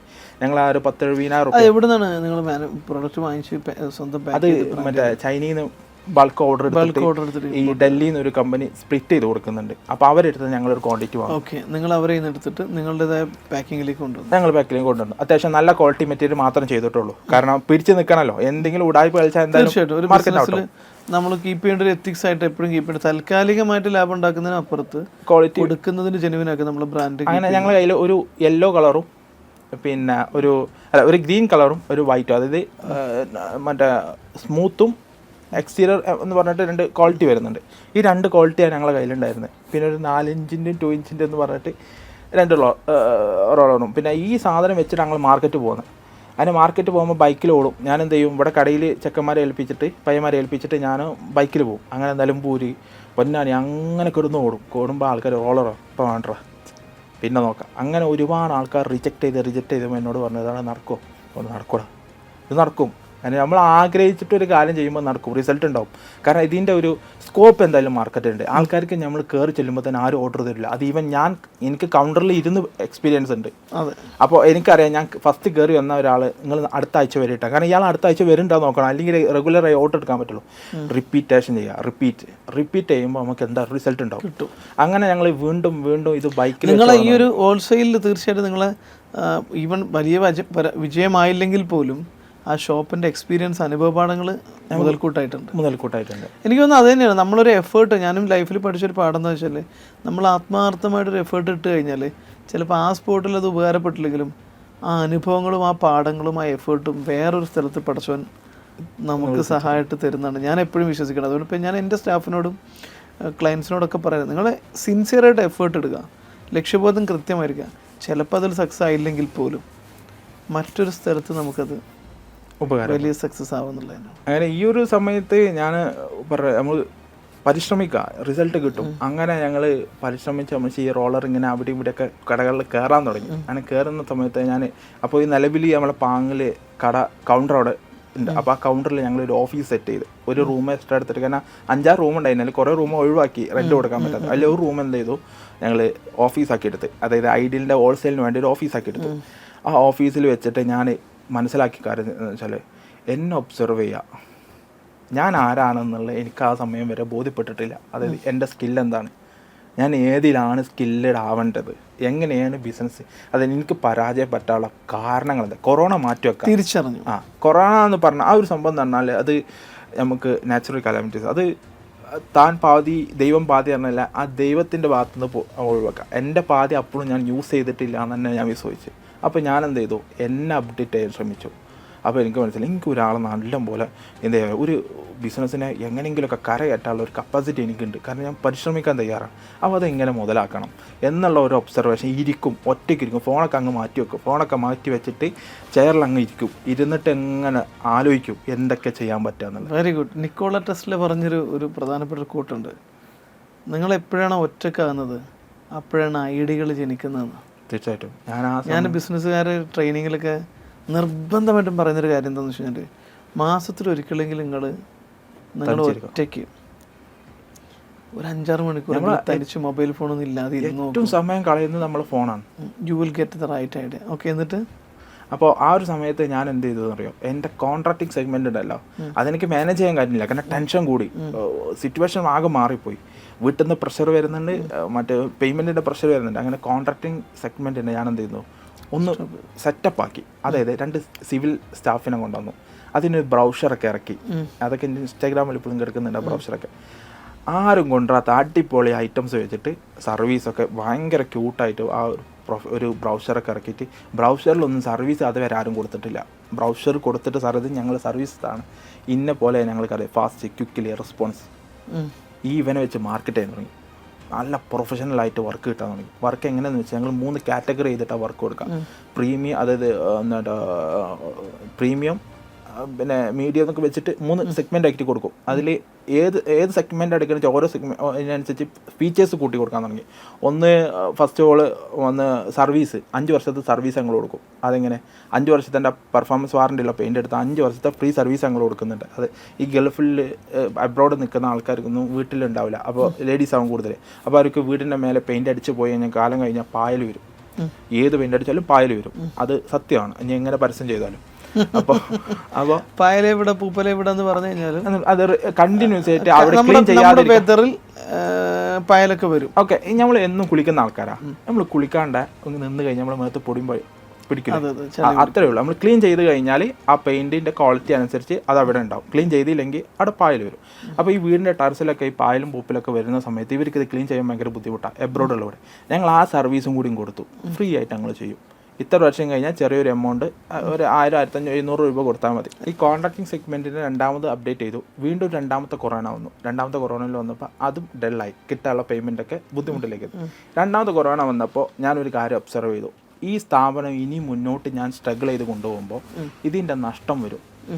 അത് ഞാൻ എന്തായാലും കടങ്ങൾ എന്തായാലും നമ്മൾ കൊടുത്ത് വീട്ടിൽ തീരും. അപ്പോൾ അതിനെ സ്റ്റോപ്പ് ചെയ്യണം. 2ാമത്തെ കാര്യം മനസ്സിലാക്കിയത്, ഈ സ്ഥാപനത്തിന് എനിക്ക് ഇനി അപ്ഡേറ്റ് ചെയ്യണമെങ്കിൽ ഫണ്ട് ഒരുപാട് വേണം. അതും മണ്ടത്തരായി മാറും എന്നുള്ള ഒരു ചിന്ത. പിന്നെ ഈ കട ഇങ്ങനെ ഷട്ടർ ഇട്ട് കഴിഞ്ഞാൽ എത്ര രൂപ കടം വരും, അതിനെ ഞാൻ കൂട്ടി വെച്ചു. എന്നിട്ട് ഞാൻ ഉപ്പാനോട് പറഞ്ഞു, ഉപ്പ ഞാനിങ്ങനെ ആ സ്ഥാപനം അങ്ങനെ അതിൽ ഉപ്പയാണ് എന്നെ അതിലേക്ക് കൊണ്ടുവന്ന്, ഉപ്പയാണ് അതിൽ ഫണ്ട് കുറച്ച് ഇൻവെസ്റ്റ് ചെയ്തിട്ടുള്ളത്.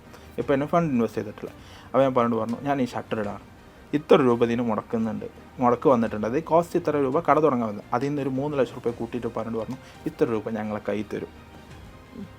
ഞാനായിട്ട് നടത്തിയ സ്ഥാപനമാണ്, എൻ്റെ ആഗ്രഹത്തിന് പുറത്ത് നടത്തിയ സ്ഥാപനം. അത് എന്നാൽ നഷ്ടം വന്നു എന്ന് തന്നെ ഞാൻ വിചാരിച്ചത്. ഞാൻ അപ്പോഴും കൊറോണ പൈ ചാരാൻ പോയിട്ടില്ല. എൻ്റെ സ്ഥാപനം ഞാൻ നടത്തി. നമ്മുടെ ബിസിനസിൻ്റെ പരാജയത്തിന് ഉത്തരവാദിത്വം നമ്മൾ അത് വന്നു. അപ്പോൾ ഞാൻ ഈ പേയ്മെൻറ്റ് നിങ്ങൾക്ക് തരും, ഇതാ 2 രൂപ ഇതിലേക്ക് അഡ്വാൻസ് വെച്ചോളൂ. ഞാൻ 2 ലക്ഷം കൊടുത്ത് അതങ്ങ് ഷട്ടർ ഇട്ടു. ഒരുപാട് പ്രശ്നങ്ങൾ അതിൻ്റെ പേരിൽ. എൻ്റെ ഉമ്മ പെങ്ങന്മാരൊക്കെ എന്നെ വളരെയധികം ഇവിടെ പറയും, എന്തിനാണ് ചെയ്യുക, എൻ്റെ പ്രായത്തിലുള്ള കുട്ടികളൊക്കെ ബൈക്കൊക്കെ ചെത്തി പൊളിച്ച് നടക്കണം, എനിക്ക് അതിൻ്റെ വല്ല ബുദ്ധിമുട്ടുണ്ടോ എന്നെ. അപ്പോൾ ജ്യേഷ്ഠന്മാർ 3 പേര് ഗൾഫിലുണ്ട്. ചെറിയ മോനാണ് അടിച്ചു ലാവിഷിട്ട് സാമ്പത്തികമായ ബുദ്ധിമുട്ടുകളൊന്നുമില്ല. പക്ഷെ ഈ ബുദ്ധിമുട്ടുകളൊക്കെ ഞാൻ എടുക്കുകയാണ്, സ്ട്രഗിൾ ചെയ്യാണ്, രാത്രി ഉറക്കം ഒഴിക്കുകയാണ്. എനിക്ക് ഒറ്റ ചിന്തയുള്ളൂ, അടക്ക വിറ്റാലും സ്വർണ്ണം വിറ്റാലും ഞാൻ കച്ചവടക്കാരനായിരിക്കണം. അതെൻ്റെ ഒരു വാശിയായിരുന്നു. കാരണം നമ്മൾ ഒരു തീരുമാനം എടുത്താൽ അതിന് പിന്നോട്ട് പോകുന്നല്ലേ. ഡയലോഗ് ഒന്നുകൂടെ പറയുമോ? അടക്ക വിറ്റാലും സ്വർണം വിറ്റാലും എനിക്ക് കച്ചവടക്കാരനായിരിക്കണം. അത് കച്ചവടക്കാരനായാൽ മതി. അതെ, കച്ചവടക്കാരനായാൽ മതി. അത് എൻ്റെ ഒരു, കാരണം എൻ്റെ ഉപ്പ കച്ചവടം തുടങ്ങിയതാ, ഞാനും കച്ചവടത്തിൽ തന്നെ അവസാനിക്കണം. അതിൽ നേരും നെല്ലും ചെയ്യാന്നുള്ളതാണ് പിന്നത്തെ കാര്യം. ശരിയോടുകൂടി ബിസിനസ് ചെയ്യാന്നുള്ളത്. അപ്പോൾ ഈ ഒരു സംഭവത്തിനോട് എന്നോടും എൻ്റെ കുടുംബത്തിനും ചുറ്റുപാടുക്കൊക്കെ ഒരു ചെറിയ, അത് എന്തായാലും ഒരു മനുഷ്യൻ സക്സസ് ആവുന്നതിന് മുന്നേ എല്ലാവർക്കും ഒരു കളിയാക്കലുണ്ടാവും. ഓക്കെ, ഈ കച്ചവടം ചെയ്തിട്ട് അത് ഈ വയസ്സുള്ള ഈ കച്ചവടം ചെയ്തിട്ട് ആവാനോ ചെറിയ പയ്യൻ എന്നല്ല. അപ്പോൾ അതിനെ മറികടക്കാന്നുള്ളത് എൻ്റെ ഒരു വാശി തന്നെയായിരുന്നു. അപ്പോൾ അതിൽ നിന്ന് ഞാൻ ഈ കടൻ ഷട്ടർ ഇട്ടു. ഈ റോളറിൻ്റെ ബിസിനസ്സിനെ പൂർണ്ണമായാണ്ട് ശ്രദ്ധിക്കാൻ തുടങ്ങി. അങ്ങനെ എൻ്റെ പഴയ വീട്ടിൽ നിന്ന് ആദ്യം സ്റ്റോക്ക് ചെയ്തിരുന്നു. അത് വീട്ടുകാരിങ്ങനെ നിരന്തരം പ്രശ്നങ്ങൾ ഉണ്ടാക്കിയപ്പോൾ എന്ത് ചെയ്തു, ഞാൻ പറഞ്ഞത് നവംബർ 1 മുതൽ ഞാൻ പരിപാടി നിർത്തിയെന്ന് പറഞ്ഞു. വീട്ടിൽ ചെയ്യണില്ല, ഞാൻ വേറെ ഒരു പരിപാടി സെറ്റാക്കിയിട്ട് മാറുകയാണെന്ന് പറഞ്ഞു. ഈ വീട്ടിൽ നിന്ന് നേരെ നവംബർ 1 വേറെ ഒരു റെൻറ്റിന് ഒരു റൂം എടുത്തിട്ട് അതിലോട്ട് മാറ്റി. അപ്പോൾ വീട്ടുകാരറിയാതെ ആ സമയം ആകുമ്പോഴത്തേക്കും ഞാൻ ഇതിനെ അപ്ഡേറ്റ് ചെയ്ത് ഇതിന് ഒരു കളക്ഷനൊക്കെ വരാൻ തുടങ്ങി, റോളർ വിറ്റ് കളക്ഷൻ വരാൻ തുടങ്ങി. അപ്പോൾ ഒരു അക്കൗണ്ട്സിനെ വെച്ചു. അപ്പോൾ എൻ്റെ 4 ഫ്രണ്ട്സിൽ മൂന്നാമത് ഒരുത്തനുണ്ടായിരുന്നു, അവരും കൂടി ഇതിൽ. അങ്ങനെ ഞങ്ങൾ 3 പേര് പോയി. 3 പേര് 2 സ്റ്റാഫിനെ വെച്ചു. ഞാൻ പറഞ്ഞ സ്റ്റാഫിനെ വെക്കാം, കാരണം എന്താ, മാർക്കറ്റിൽ നിന്ന് റിപ്പോർട്ട് വന്നു, നമ്മളെ സാധനം എടുക്കാൻ ആളുണ്ട്, ഇതിനൊരു എന്താ പറയുക ഒരു പൊട്ടൻഷ്യൽ ഉണ്ട്, അതേപോലെ തന്നെ ഇതിനൊരു ചാൻസ് ഉണ്ട്, നമ്മൾ മാർക്കറ്റ് ചെയ്യാൻ ചാൻസ് ഉണ്ട്. അപ്പോൾ നമുക്ക് സ്റ്റാഫിനെ വെക്കാം. സ്റ്റാഫിനെ വെച്ചാൽ നമ്മൾ എന്താ ചെയ്യുക, ഒരു സൈഡ് ഓടും ചെയ്യും, ഒരു സൈഡിൽ ബിസിനസ് ചെയ്യാനും നടക്കുമ്പോൾ തന്നെ നമുക്ക് പെട്ടെന്ന് എത്തിപ്പെടാൻ കഴിയുന്നില്ല. അപ്പോൾ സ്റ്റാഫിനും കൂടി വെച്ചിട്ട് നമുക്ക് എന്താ ചെയ്യാം, ഒന്നും കൂടി ഡെവലപ്പ് ചെയ്യാമെന്നാണ്. അങ്ങനെ സ്റ്റാഫിനെ വെച്ചു. എല്ലാ ആഴ്ചയിലും സ്റ്റാഫിന് ട്രെയിനിങ് കൊടുക്കാൻ തുടങ്ങി. കാരണം എൻ്റെ കയ്യിൽ വലിയ സാലറി കൊടുക്കാനില്ല. അപ്പോൾ ട്രെയിൻഡ് ആയിട്ട് സ്റ്റാഫിനെ കിട്ടൂല, ഭയങ്കര എക്സ്പീരിയൻസ് സ്റ്റാഫിനെ കിട്ടൂല. അപ്പോൾ കുറഞ്ഞ പൈസക്ക് കിട്ടുന്ന സ്റ്റാഫിനെ കൊണ്ടുവന്നിട്ട് അവർ നിരന്തരം എൻ്റെ കഷ്ടപ്പാടുകൾ എന്തൊക്കെയാണ്, ഞാൻ എങ്ങനെ സ്ട്രഗിൾ ചെയ്തിട്ടാണ് വന്നത്, അപ്പോൾ സ്ട്രഗിളിങ് പറഞ്ഞാൽ എത്രത്തോളം വരും, ആരൊക്കെ നമ്മളെ മാനത്തിന് ആരൊക്കെ വില പറയും എന്നുള്ളത് അവരെ പൂർണ്ണമായി ബോധ്യപ്പെടുത്തി അവരൊക്കെ ഡെവലപ്പ് ചെയ്യാൻ തുടങ്ങി. അപ്പോൾ അവരൊക്കെ ഒന്നിനേക്കാൾ മെച്ചപ്പെട്ടവരാന്ന് തുടങ്ങി. ആ മെച്ചപ്പെട്ടതിലൂടെ എൻ്റെ ബിസിനസിന്റെ സ്റ്റാഫിനെ ട്രെയിൻ ചെയ്തിട്ടാണ്, എല്ലാ വെള്ളിയാഴ്ച വലിയ കഴിവൊന്നും ഇല്ലാത്ത വലിയ ക്വാളിഫിക്കേഷൻ ഇല്ലാത്ത പിള്ളേരെ നല്ല രീതിയിൽ ട്രെയിൻ ചെയ്തിട്ടാണ് ഇന്ന് കാണുന്ന ഐഡിയൽ പെയിന്റ്സിന്റെ സ്റ്റാഫ് ആക്കി എടുത്ത്. ഇന്ന് അവർക്ക് എന്ന് പറയാൻ എൻ്റെ കമ്പനിയുടെ അസറ്റിന്റെ ഒരു 50% എൻ്റെ സ്റ്റാഫ് തന്നെ. അത് എനിക്ക് 100% ഞാൻ എവിടെയും പറയും. കാരണം അവരെ അങ്ങനത്തെ ആൾക്കാരാണ് നിങ്ങളുടെ സ്ട്രെങ്ത്. അവരെ അങ്ങനത്തെ ആൾക്കാരായി മാറിക്കഴിഞ്ഞു. അവർ എല്ലാ വെള്ളിയാഴ്ച അവർക്ക് ട്രെയിനിങ്, എല്ലാ വെള്ളിയാഴ്ച മീറ്റിംഗ് വെക്കും. വെള്ളിയാഴ്ച സെയിൽ കുറവാണ്, അങ്ങനെ ഒരു പള്ളി ഉണ്ടായതുകൊണ്ട് എല്ലാവരും അടച്ചു പോകും. മലബാർ ഏരിയയിൽ പൊതുവെ അങ്ങനെയല്ല. അപ്പോൾ വെള്ളിയാഴ്ച മീറ്റിംഗ് വെക്കും. ഈ മീറ്റിങ്ങിന് അവർ അപ്ഡേറ്റ് ചെയ്യാൻ തുടങ്ങി. ഇതിൻ്റെ ഇടയിൽ എൻ്റെ ഫ്രണ്ട്സിൻ്റെ ഇടയിൽ ചെറിയൊരു സാമ്പത്തിക ബുദ്ധിമുട്ടുകൾ വന്ന് അവരൊക്കെ പെട്ടെന്ന് സ്പ്ലിറ്റായ സമയത്ത് അപ്പോഴും ഞാൻ ഡൗണായി. ഹോൾസെയിൽ നടത്തുകൊണ്ടിരിക്കുക ഞാൻ ഡൗണായി. പിന്നെ വീണ്ടും ഞാൻ 1 man ഷോയിലേക്ക് എത്താൻ തുടങ്ങി. അങ്ങനെ ഈ കൗണ്ടറിൽ ഞാൻ എൻ്റെ ഫ്രണ്ട്സ് ഇന്ന് അവിടെ മാനേജറും ഒക്കെ ആയിരുന്നു. പിന്നെ വീണ്ടും തിരിച്ച് ഞാൻ മാനേജർ ഓപ്ഷനിലേക്ക് വന്നു. സ്റ്റാഫിനെയും അതിൽ വണ്ടി പുതിയത് വാങ്ങിച്ചു. വീണ്ടും ഞങ്ങൾ വേറൊരു കമ്പനിയുടെ സാധനം എടുത്ത് ചെയ്യാൻ തുടങ്ങി, ഡിസ്ട്രിബ്യൂട്ടറായി തുടങ്ങി. പെയിന്റ് മാനുഫാക്ചറിംഗിലേക്ക് നിങ്ങൾ എങ്ങനെ എത്തുന്നത്? ഈ ഡിസ്ട്രിബ്യൂഷൻ ചെയ്യുന്ന പാർട്ടി ഒരു സമയത്ത് ഏതൊക്കെ പ്രോഡക്റ്റുകൾ ഞങ്ങൾ എപ്പോക്സിയും ടിന്നർ തന്നെ ഡിസ്ട്രിബ്യൂട്ട് ചെയ്തിരുന്നത്. ആ ചെയ്യുന്ന പാർട്ടി ഒരു സമയത്ത് എന്ത് ചെയ്തു, ഞങ്ങൾക്ക് സാധനം തരാണ്ടായി. കാരണം ഞങ്ങൾ തുടങ്ങുന്ന സമയത്ത് പറഞ്ഞത് എൻ്റെ കയ്യിൽ പണമില്ല, പൈസ ഇല്ല, ഞാൻ 0 ആണ്. അപ്പോൾ എനിക്ക് നിങ്ങൾ ക്രെഡിറ്റ് തരേണ്ടി വരും, പേയ്മെൻറ്റ് തരാം, ക്രെഡിറ്റ് തരേണ്ടി വരും. ഞാൻ ചെയ്യുന്ന ബിസിനസ്സിൽ 100% സത്യസന്ധത ഞാൻ കാണിക്കും. അത് നിങ്ങൾക്ക് എന്നെ വിശ്വസിക്കാം. പിന്നെ എനിക്ക് എന്തെങ്കിലും സംഭവിച്ചു വന്നാൽ എൻ്റെ വാപ്പൊക്കെ പൈസ തരാണ്ട്, അതുകൊണ്ട് നിങ്ങൾ ആ കാര്യത്തിൽ ബുദ്ധിമുട്ടില്ല. അത് എന്നെ ഫാമിലി ഏറ്റവും എങ്ങനെ സപ്പോർട്ട് ചെയ്തെന്ന് വെച്ചാൽ ഏറ്റവും വലിയ കാര്യം ഇതാണ്. എന്നോട് അവർ വീട്ടിലേക്ക് ചിലവ് കൊണ്ടുവരാൻ പറഞ്ഞില്ല, അത് എന്നെ സപ്പോർട്ട് ചെയ്തില്ല. അതിന് പരം സപ്പോർട്ട് എനിക്ക് വേറെ ചെയ്യാൻ വീട്ടുകാരുണ്ടായിരുന്നില്ല. പണം കൊണ്ടേക്കാളും മാനസികമായും സപ്പോർട്ട് ചെയ്യാം. ആദ്യം എന്നെ എതിർത്തു വീട്ടുകാർ, പിന്നീട് എനിക്ക് ആ എതിർപ്പുകൾ അവർ സപ്പോർട്ടാക്കി തന്നു. അപ്പോൾ എന്നോട് പറഞ്ഞു, ഈ ചിലവൊന്നും കൊണ്ടുവരണ്ട, ഈ ബിസിനസ്സിന് അപ്ഡേറ്റ് ചെയ്യും, നാളേക്ക് അതൊരു മുതൽക്കൂട്ടാണ് അങ്ങനെ പറഞ്ഞെത്തി. ഞാനിത് അപ്ഡേറ്റ് ചെയ്തു വന്നപ്പോൾ. അപ്പോൾ ഇവരോട് പറഞ്ഞു, അവരെന്ത് ചെയ്തു, സാധനം തരാൻ പറ്റില്ല, അഡ്വാൻസ് പേയ്മെൻറ്റ് അടക്കുന്നു. അപ്പോൾ ഞാൻ അയാളോട് പറഞ്ഞു, നിങ്ങളൊരു കാര്യം ചെയ്യണം, കാരണം ഞാൻ ഈ മാർക്കറ്റിൽ ഇക്കേണ്ട അതായത് 8 മാസം കൊണ്ട് 1 കോടി സംതിങ്ങിൻ്റെ ബിസിനസ്സാണ് നടത്തി കൊടുത്തത് അയാൾക്ക്. അപ്പോൾ അയാളോട് പറഞ്ഞു, നിങ്ങളൊരു കാര്യം മനസ്സിലാക്കണം, എന്നെ ഇപ്പോൾ നിങ്ങൾ തടഞ്ഞു വെച്ചാൽ മലപ്പുറം ജില്ലയിൽ നിങ്ങളെ ഞാൻ വൈപ്പൗട്ട് ചെയ്യും. തീർത്തും പറഞ്ഞു, മലപ്പുറം ജില്ലയിൽ നിങ്ങളെ വൈപ്പൗട്ട് ചെയ്യും. കാരണം ഞങ്ങൾ അത്രയും കഷ്ടപ്പെട്ട് സ്ട്രഗിൾ ചെയ്തിട്ടാണ് നിങ്ങൾ ഈ പ്രോഡക്റ്റ് ഈ പറയത്തക്ക ക്വാളിറ്റി ഒന്നും അന്ന് അതിന് ഉണ്ടായിരുന്നില്ല. അത് ഇപ്പോഴും ഈ പറയുന്ന ആൾ കേൾക്കുന്നുണ്ട്, അയാൾക്ക് ബോധ്യമാവും തീർച്ചയായിട്ടും. അത് ഉപയോഗിച്ച ആൾക്കാർക്ക് അറിയാം, നമ്മളെ കസ്റ്റമേഴ്സിന് അറിയാം ഈ സാധനം ക്വാളിറ്റി എത്രത്തോളം ഉണ്ട് എന്നുള്ളത്. അയാളോട് പറഞ്ഞു, മലപ്പുറം ജില്ലയിൽ നിന്ന് ഞാൻ വൈപ്പൗട്ട് ചെയ്യും, നിങ്ങളിപ്പോൾ എന്നെ ബുദ്ധിമുട്ടിച്ചു. അയാൾ നല്ലോണം ബുദ്ധിമുട്ടിച്ചു, എന്നെ എൻ്റെ സ്റ്റാഫിനൊക്കെ ഒരുപാട് ബുദ്ധിമുട്ടിച്ചു. ഞങ്ങൾ അന്ന് തീരുമാനിച്ചു ഇയാളെ സാധനങ്ങൾ നിർത്താം. അങ്ങനെ ഞങ്ങളൊരു റീറ്റെയിൽ ചെയ്തുകൊണ്ടിരിക്കുമ്പോഴുള്ള ഒരു പരിചയത്തിൽ ഞങ്ങളൊരു പെയിൻറ്റ് കമ്പനി ഉണ്ടായിരുന്നു. ആ പെയിൻറ്റ് കമ്പനിയായിട്ട് ഞങ്ങൾ ടൈപ്പായി അവരിൽ നിന്ന് ഫണ്ട് ഇൻവെസ്റ്റ് ചെയ്തിട്ട് ഞങ്ങൾ എന്ത് ചെയ്തു, പ്രൊഡക്ഷൻ തുടങ്ങി. ഒരു ഓടി പാസ്സാക്കി. ഒരു ഗവൺമെൻറ്റിൻ്റെ ഒരു പദ്ധതിയുണ്ട്, മുദ്ര ലോൺ. അത് വെച്ചിട്ട് ഞങ്ങൾ കൊളാട്രലൊന്നും വെക്കാതെ ചെയ്തു. കാരണം ഞാൻ ഈ പറയുന്നത് ആർക്കെങ്കിലും എന്തെങ്കിലും ചെയ്യണം എന്ന് വിചാരിച്ചിട്ട് എല്ലാം ആയിട്ട് എന്തായാലും ചെയ്യൽ നടക്കും, ചെയ്യലുണ്ടാവില്ല. എല്ലാ ഫണ്ടും എല്ലാ സാഹചര്യവും ഉണ്ടായിട്ട് ഒരിക്കലും നടക്കില്ല. കാരണം നമുക്ക് ആഗ്രഹങ്ങൾ ഉണ്ടെങ്കിൽ അതിൻ്റെ 1% നമ്മുടെ കയ്യിലുണ്ട് എന്നുണ്ടെങ്കിൽ ആ 1% വെച്ച് തുടങ്ങിയിട്ട് അത് അപ്പോൾ പുതിയ പുതിയ വഴികൾ കാണാൻ തുടങ്ങും, പുതിയ പുതിയ അവസരങ്ങൾ നമുക്ക് വന്നു തുടങ്ങും, പുതിയ പുതിയ ആൾക്കാർ നമ്മൾ തേടി വരും. ആ സമയത്ത് നമ്മളെ പ്ലാനുകൾ അവരേക്ക് അപ്ഡേറ്റ് ചെയ്ത് കൊടുത്തിട്ട് നമ്മൾ വിപുലീകരിക്കുക എന്നുള്ളതാണ് ഇതിൻ്റെ ഏറ്റവും വലിയൊരു കാര്യം. അങ്ങനെ ഞാൻ ആ ചെറിയൊരു ഓടി വെച്ചിട്ട് ഈ കമ്പനി ഈ പ്രൊഡക്ഷൻ എടുത്തു മാർക്കറ്റിൽ കൊടുത്തു. ഞങ്ങളെ ബാച്ച് 1 മുതൽ ഞങ്ങൾ മാർക്കറ്റിൽ ബാച്ച് 86 വരെ ഞങ്ങളെ പ്രൊഡക്ഷൻ ഞങ്ങൾ അപ്ഡേറ്റ് ചെയ്തു. ഓരോ ബാച്ചും ഞങ്ങൾ ഓരോ കസ്റ്റമർ റിവ്യൂ, ഞങ്ങൾ എത്ര കസ്റ്റമർ റിവ്യൂ ഉണ്ടോ അത്രയും കസ്റ്റമർ റിവ്യൂക്ക് അനുസരിച്ച് ഞങ്ങൾ പ്രൊഡക്ഷൻ അപ്ഡേറ്റ് ചെയ്യാൻ തുടങ്ങി. ഞങ്ങളെ കസ്റ്റമർ ഞങ്ങളോട് ഇഷ്ടം തുടങ്ങി. ഞങ്ങളെ ആൾക്കാർ ഇന്ന് മലബാർ ഏരിയയിൽ, മലപ്പുറം, കോഴിക്കോട്, കാസർഗോഡ്, കണ്ണൂർ, അങ്ങനെ മലബാർ ഏരിയയിൽ പൂർണ്ണമായിട്ടും ഞങ്ങൾക്ക് ഉയരാൻ കഴിഞ്ഞു. അത് വെറും 2 വർഷം കൊണ്ടാണ് ഞങ്ങൾക്ക് അച്ചീവ്മെൻ്റ് ഉണ്ടാക്കാൻ കഴിഞ്ഞു. ഇന്ന് ഞങ്ങൾ 4 സ്റ്റാഫ് ഉണ്ടായിരുന്ന കമ്പനിയിൽ നിന്ന് ഞങ്ങൾക്ക് 14 സ്റ്റാഫ് ഞങ്ങൾക്ക് ഉണ്ട്. മാർക്കറ്റിങ്ങിൽ പാക്കിംഗ് സിസ്റ്റം ഞങ്ങൾ വലുതാക്കി, വണ്ടിയുടെ എണ്ണം ഞങ്ങൾ കൂട്ടി. ഞങ്ങൾ ട്രസ്റ്റഡ് കസ്റ്റമേഴ്സായിട്ട് 1000 സംതിങ്ങോളം കൗണ്ടേഴ്സ് നമ്മളെ കയ്യിലുണ്ട്. 1000-ലേറെ കസ്റ്റമേഴ്സ് നമുക്ക് നിലവിലുണ്ട്. Very good. എല്ലാ മാസവും റിപ്പീറ്റ് ഓർഡർ എടുക്കുന്ന ട്രസ്റ്റഡ് ആയിട്ടുള്ള കസ്റ്റമേഴ്സ് നമ്മുടെ കയ്യിലുണ്ട്. സോ ഐഡിയൽ പെയിന്റ്സിന്റെ പ്രധാനപ്പെട്ട പ്രോഡക്റ്റുകൾ എന്തൊക്കെയാണ് ഇപ്പോൾ ശരിക്കും? ഇപ്പോൾ ഫോക്കസ് ചെയ്തിരുന്നത് ടിന്നറും എപ്പോക്സിയാണ്. എല്ലാ ഐറ്റം ടിന്നേഴ്സും ചെയ്യുന്നുണ്ട്. എപ്പോക്സി പ്രൈമറാണ്, മെറ്റൽ എപ്പോക്സി പ്രൈമറാണ് ഇപ്പോൾ കൂടുതലായിട്ട് ഞങ്ങൾ ചെയ്യുന്നത്. ഇതിലാണ് നിങ്ങൾ ഫോക്കസ് ചെയ്തത്. കാരണം ഈ ഒരു ഇത്രയും കാലത്തെ ഒരു അനുഭവത്തിൽ അല്ലെങ്കിൽ ഒരു ബിസിനസ്സിന് സ്ക്രാച്ചിൽ അത് പഠിക്കുന്ന കാലഘട്ടത്തിൽ ബിസിനസ് തുടങ്ങി ഇന്നൊരു പെയിന്റ് മാനുഫാക്ചറിയുടെ ഉടമയായി നിൽക്കുന്ന സമയത്ത് നിങ്ങൾ പഠിച്ച പാഠങ്ങൾ എന്തൊക്കെയാണ് ശരിക്കും? ഞാൻ ഏറ്റവും കൂടുതൽ ഒബ്സർവ് ചെയ്തത്, ആദ്യം പേഴ്സണലി നമ്മൾ മറ്റൊരാളെ റോൾ മോഡൽ ആവാന്നുള്ളതിനപ്പുറത്തേക്ക് അവരെ പഠിക്കുക എന്നുള്ളതാണ്. അതായത് ഇപ്പോൾ സാറിൻ്റെ കയ്യിലൊരു എക്സ്ട്രാ ഫീച്ചർ, സാറ് ഒരു മാർക്കറ്റ്, ഇപ്പോൾ സാറിൻ്റെ ഒരു വീഡിയോ കണ്ടിട്ടാണ് ഞാൻ ഫസ്റ്റ് സാറിനെ കോൺടാക്ട് ചെയ്യാൻ. ഞാൻ ഒരിക്കൽ പറഞ്ഞിട്ടുണ്ട് അല്ലേ, മമ്മൂട്ടിയേക്കാൾ അഭിനയിക്കാൻ യേശുദാസ് പാടാൻ അറിയുന്നത് എന്തുകൊണ്ട് അവർ വരുന്നില്ല, അവർക്ക് അവർ മാർക്കറ്റ് ചെയ്യാൻ കഴിയില്ല. അതേപോലെ തന്നെ അപ്പോൾ ഒരാളെ റോൾ മോഡൽ ആക്കുന്നതിനേക്കാൾ അപ്പുറത്തേക്ക് എനിക്ക് അയാളെടുത്തുള്ള ഫീച്ചേഴ്സ്, എത്ര ഫീച്ചേഴ്സ് നമ്മൾക്ക് ഉൾക്കൊള്ളാൻ പറ്റും, അത് എന്നിലൂടെ ഞാൻ പ്രാക്ടിക്കലാക്കുമ്പോൾ എവിടെ എത്തും, അങ്ങനെ സ്വന്തം ഒബ്സർവ് ചെയ്യാൻ പഠിക്കുക. അവനാൻ ഒബ്സർവ്, ഞാൻ ആരാണ്, ഞാൻ എത്രത്തോളം വളർന്നു, നമ്മൾ അപ്ഡേറ്റ് ചെയ്യും. സെൽഫ് മോട്ടിവേറ്റഡ് ആയിട്ടുള്ള ഒരാൾക്ക് വേറൊരാളെ മോട്ടിവേഷൻ്റെ ആവശ്യം വരില്ല. തീർച്ചയായിട്ടും. ഇപ്പം ഞങ്ങളും പറയാറുണ്ട്, ഞാൻ ഇപ്പോൾ മോട്ടിവേഷൻ ട്രെയിനിങ് എന്ന് പറഞ്ഞിട്ട്, മോട്ടിവേഷൻ സെഷൻ എന്ന് പറഞ്ഞിട്ട് നമ്മളെ വിളിക്കാറുണ്ട്. അപ്പം ഞാൻ പറയുന്നൊരു കാര്യമുണ്ട്, എനിക്ക് നിങ്ങളെ മോട്ടിവേറ്റ് ചെയ്യാൻ പറ്റില്ല. മോട്ടിവേഷൻ അവന് ഉള്ളിൽ നിന്നുണ്ടാവും. ചിലപ്പോൾ എൻ്റെ ചില വാക്കുകൾ ഇൻസ്പയർ ചെയ്യുമായിരിക്കും. തീർച്ചയായിട്ടും നിങ്ങളുടെ ഈ കഥ മറ്റുള്ള ഒരുപാട് ആൾക്ക് ഇൻസ്പയർ ചെയ്യുമായിരിക്കും. പക്ഷെ മുന്നോട്ട് കുതിക്കണമെങ്കിൽ മോട്ടിവേഷൻ ഉള്ളിൽ തന്നെ. ഇപ്പോൾ ജഗതിയുടെ ഏതോ ഒരു ഇതിൻ്റെ ഒരു ലെറ്ററൊക്കെ വായിച്ചിട്ട് ഇന്ന് പോകാൻ തിരിച്ചറിയും, അല്ലെങ്കിൽ പിന്നെ ആവട്ടെ. അതെ, അപ്പം നമുക്ക് കിട്ടുന്ന അപ്പം കിട്ടുന്ന ആ എനർജി ഉണ്ടല്ലോ, അത് നമ്മളെ പീക്ക് ലെവലിൽ യൂസ് ചെയ്യാം. ഇപ്പോൾ നമുക്ക് വ്യത്യസ്തമായിട്ടുള്ള, ഇപ്പോൾ നമുക്ക് ബുദ്ധിയിലോ അല്ലെങ്കിൽ എന്തെങ്കിലും വ്യത്യസ്തമായിട്ടുള്ള കുട്ടികളുണ്ടാവും. അവരൊക്കെ അടിക്കുന്ന സമയത്ത് ഭയങ്കര വേദന എടുക്കും, ശ്രദ്ധിച്ചിട്ടുണ്ടാവും.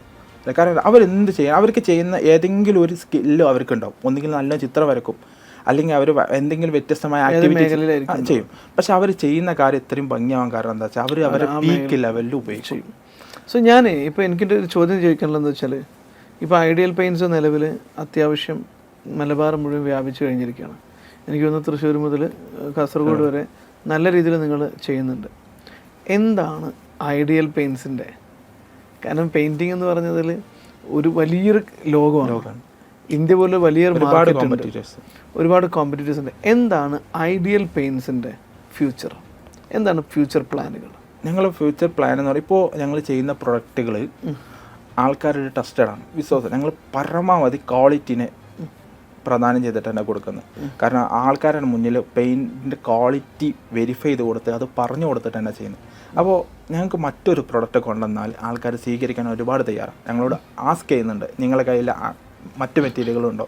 ഞങ്ങൾ കമ്പനീനെ എക്സ്പാൻഡ് ചെയ്യാനുള്ള, ഇപ്പോൾ ഞങ്ങൾക്ക് കുറഞ്ഞ യൂണിറ്റിൽ കുറഞ്ഞ വോളിയം മാത്രമേ പ്രൊഡക്ഷൻ ചെയ്യാൻ കഴിയുന്നുള്ളൂ.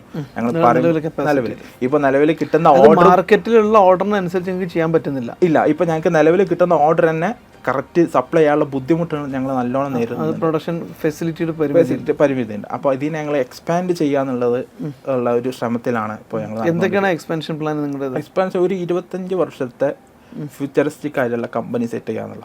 പിന്നെ റോ മെറ്റീരിയൽ സ്റ്റോക്ക് ചെയ്യാൻ പറ്റുന്ന നല്ലൊരു എഫിഷ്യൻസി ഉണ്ടാക്കിയെടുക്കുക.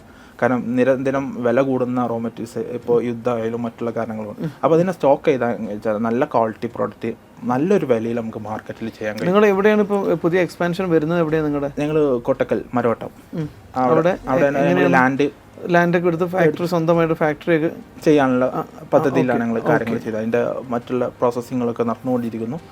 അപ്പോൾ ഇത് നിങ്ങളൊരു wide variety of paint manufacture എന്ന രീതിയിൽ തന്നെ നിങ്ങൾ ചെയ്യാൻ പോകുന്നു. ഞങ്ങൾ പ്രൊഡക്റ്റിൻ്റെ ക്വാളിറ്റി, അതേപോലെ തന്നെ പ്രൊഡക്റ്റിൻ്റെ ഐറ്റംസ് കുറച്ച് കൂട്ടുന്നുണ്ട്. അത്യാവശ്യം പ്രീമിയം പ്രൊഡക്റ്റുകൾ തന്നെ നമുക്ക് എമൽഷൻ, ഞങ്ങൾ കൂടുതൽ പോയി ടിന്നറും എപ്പോക്സി അങ്ങനത്തെ ഐറ്റംസിലാണെങ്കിൽ നമുക്ക് കുറച്ചുകൂടി എമൽഷൻസ് ഐറ്റംസ് നമ്മൾ ആഡ് ചെയ്യുന്നുണ്ട്. അതിലൂടെ നല്ല ക്വാളിറ്റി പ്രൊഡക്റ്റ് നല്ല വിലയിൽ, നല്ല മാന്യമായ വിലയിൽ തന്നെ മാർക്കറ്റിൽ ചെയ്യാൻ ഒരു ബെസ്റ്റ് കേരള ബ്രാൻഡ് തന്നെ എടുക്കുന്നത്. ബെസ്റ്റ് കേരള ബ്രാൻഡായി മാറാന്നുള്ള കേരളത്തിൽ ഈ നമ്മൾ ബ്രാൻഡ് ചെയ്യുന്നതോട് കൂടിയിട്ട് ഇതിലൂടെ ഒരുപാട് കേരളത്തിലെ ആൾക്കാർക്ക് അവസരങ്ങൾ കിട്ടണം. കാരണം ഇത് ശരിക്കും ഒരു തമിഴ്നാടോ അല്ലെങ്കിൽ മറ്റു സ്റ്റേറ്റിലേക്ക് മാറ്റിയാൽ തന്നെ നല്ലൊരു എമൗണ്ടിൻ്റെ കുറവ് അതിലുണ്ടാവും. പിന്നെ അപ്പോൾ ഈ കേരളത്തിൽ തന്നെ ഇത് ചെയ്യുന്ന എന്തിനാന്ന് എന്നോട് ഒരുപാട് ചോദിക്കുന്നുണ്ട്. നമ്മൾ ആരും ഇതൊന്നും കേരളത്തിൽ ചെയ്തില്ലെങ്കിൽ കേരളത്തിന് ആരും പ്രൊട്ടക്ട് ചെയ്യാനാണ്? തീർച്ചയായിട്ടും. അപ്പോൾ കേരളത്തിലെ യുവാക്കൾ മറ്റുള്ള സ്ഥലത്തേക്ക് പോകുന്ന വാർത്തകളും മാധ്യമങ്ങളും ഒക്കെ ഇങ്ങനെ പബ്ലിഷ് ചെയ്തുകൊണ്ടിരിക്കുകയാണ്. പക്ഷെ അവരാരും ചെയ്യാൻ ശ്രമിക്കുന്നു. അവർക്ക് ആരും ഒരു അവസരങ്ങൾ ഇവിടെ കൊടുക്കുന്നില്ല. ഇവിടെ ഗവൺമെന്റിന്റെ ഒരുപാട് പ്രശ്നങ്ങളുണ്ട്.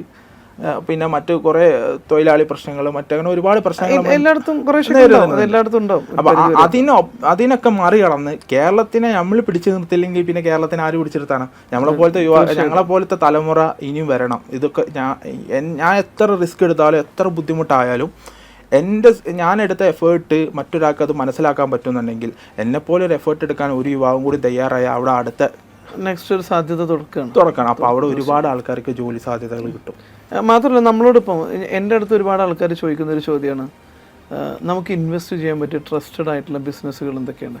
പ്രത്യേകിച്ചും പ്രവാസികളായിട്ടുള്ള ആളുകൾക്ക് പലരും ചോദിക്കാറുണ്ട്. നാട്ടിൽ നമ്മൾ ഇപ്പോൾ ഞങ്ങൾക്കൊരു അഡീഷണൽ ആയിട്ടുള്ള ഇൻകം വേണം, അല്ലെങ്കിൽ ബിസിനസ് ചെയ്ത ആളുകൾ തന്നെ അവരെ ബിസിനസ്സിനെ ഡൈവേഴ്സിഫൈ ചെയ്യാൻ ആഗ്രഹിക്കുന്നവർ പല ഇൻവെസ്റ്റേഴ്സും. ഇപ്പോൾ ഐഡിയൽ പെയിൻറ്റ്സ് ഏതെങ്കിലും രീതിയിൽ ഇങ്ങനെയുള്ള ആളുകൾക്കും അവസരങ്ങൾ ഇൻവെസ്റ്റേഴ്സിനെ നോക്കുന്നുണ്ടോ? ശരിക്കും ഞങ്ങൾ ഈ എക്സ്പാൻഡ് ചെയ്യുന്ന കാര്യത്തിൽ ഞങ്ങൾ ഇൻവെസ്റ്റേഴ്സിനെ ക്ഷണിക്കുന്നുണ്ട്.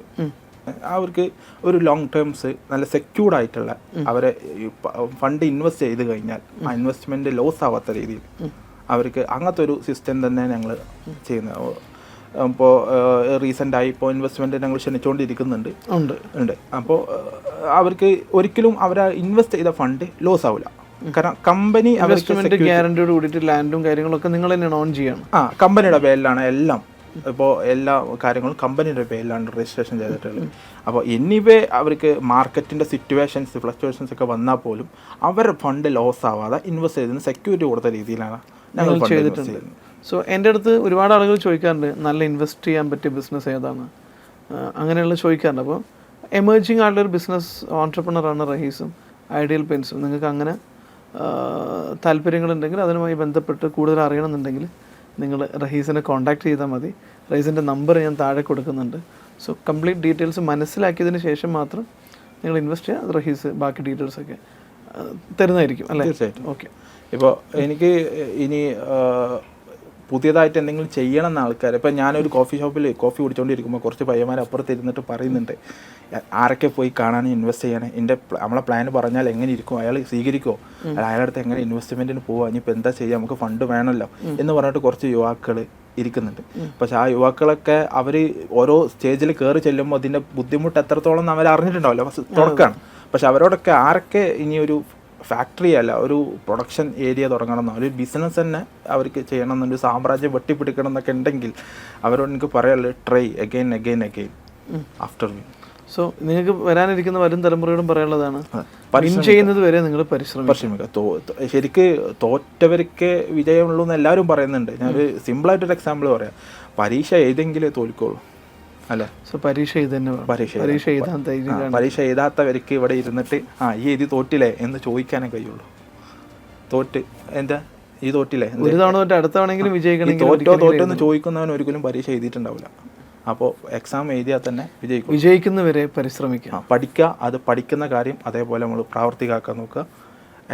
പരീക്ഷ എഴുതുക, തോൽക്കും.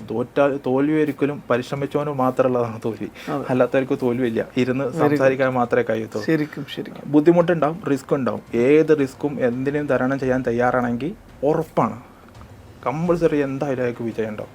ഇപ്പോൾ Rahees, thank you so much. കാരണം ഖസാക്ക് ബെഞ്ചാലി ഈ ഒരു ടോക്ക് ഷോയിലേക്ക്, ഈ പോഡ്കാസ്റ്റിലേക്ക് അതിഥിയായി വന്നതിന് സന്തോഷം. കാരണം നമ്മൾ സമയം പോയത് അറിഞ്ഞില്ല, കുറച്ചധികം നമ്മൾ സംസാരിച്ചു. പക്ഷെ വളരെ ഇൻഫർമേറ്റീവ് ആയിട്ടുള്ള, വളരെ ഇൻസ്പയറിംഗ് ആയിട്ടുള്ള ഒരു സ്റ്റോറി തന്നെയാണ് ഐഡിയൽ പെയിൻസിൻ്റെ കഥയും റഹീസിൻ്റെ ജീവിതകഥയുമായിട്ട് പറഞ്ഞത്. അപ്പോൾ ഇനിയും ഐഡിയൽ പെയിൻസിന് ഒരുപാട് ഉയരങ്ങൾ ഉണ്ടാവട്ടെ. എല്ലാവിധ ആശംസകളും. അപ്പോൾ ഒരിക്കൽ കൂടി ബെഞ്ചാലി അക്കാഡമിയുടെ ഖസാക്ക് ബെഞ്ചാലി ടോക്ക് ഷോയിൽ പങ്കെടുത്തതിന് നന്ദി. സോ ഇനിയും ഇത്തരത്തിലുള്ള ഒരുപാട് പുതിയ സംരംഭങ്ങളുടെ അവരുടെ ജീവിത കഥകൾ, അവർ വന്ന വഴികൾ മറ്റുള്ളവർക്ക് പ്രചോദനമാകുന്ന രീതിയിൽ, പാഠമാകുന്ന രീതിയിൽ, മറ്റുള്ളവർക്ക് വെളിച്ചമാകുന്ന രീതിയിൽ ഞങ്ങൾ ഇനിയും അവതരിപ്പിക്കുന്നുണ്ട്. സോ നിങ്ങളുടെ കഥ നിങ്ങൾ മറ്റുള്ളവർ കേൾക്കണമെന്ന് ആഗ്രഹിക്കുന്നുണ്ടെങ്കിൽ പോഡ്കാസ്റ്റ് നിങ്ങൾക്കും ഇതുപോലെ ഞങ്ങളുടെ അതിഥിയായിട്ട് വരാനുള്ള അവസരമുണ്ട്. താഴെ കാണുന്ന നമ്പറിൽ നിങ്ങൾ കോൺടാക്റ്റ് ചെയ്താൽ മതി. We will give you opportunity. നിങ്ങളുടെ കഥ മറ്റുള്ളവരോട് പറയാനും മറ്റുള്ളവരെ കേൾപ്പിക്കാനുള്ള അവസരം ഞങ്ങൾ തരുന്നുണ്ട്. ഒരിക്കൽ കൂടി ഈ ഒരു വീഡിയോയുടെയും പോഡ്കാസ്റ്റിൻ്റെയും ഭാഗമായതിന് റഹീസിനോടൊപ്പം ഞങ്ങളുടെ പ്രേക്ഷകർക്ക് നന്ദി. Thank you.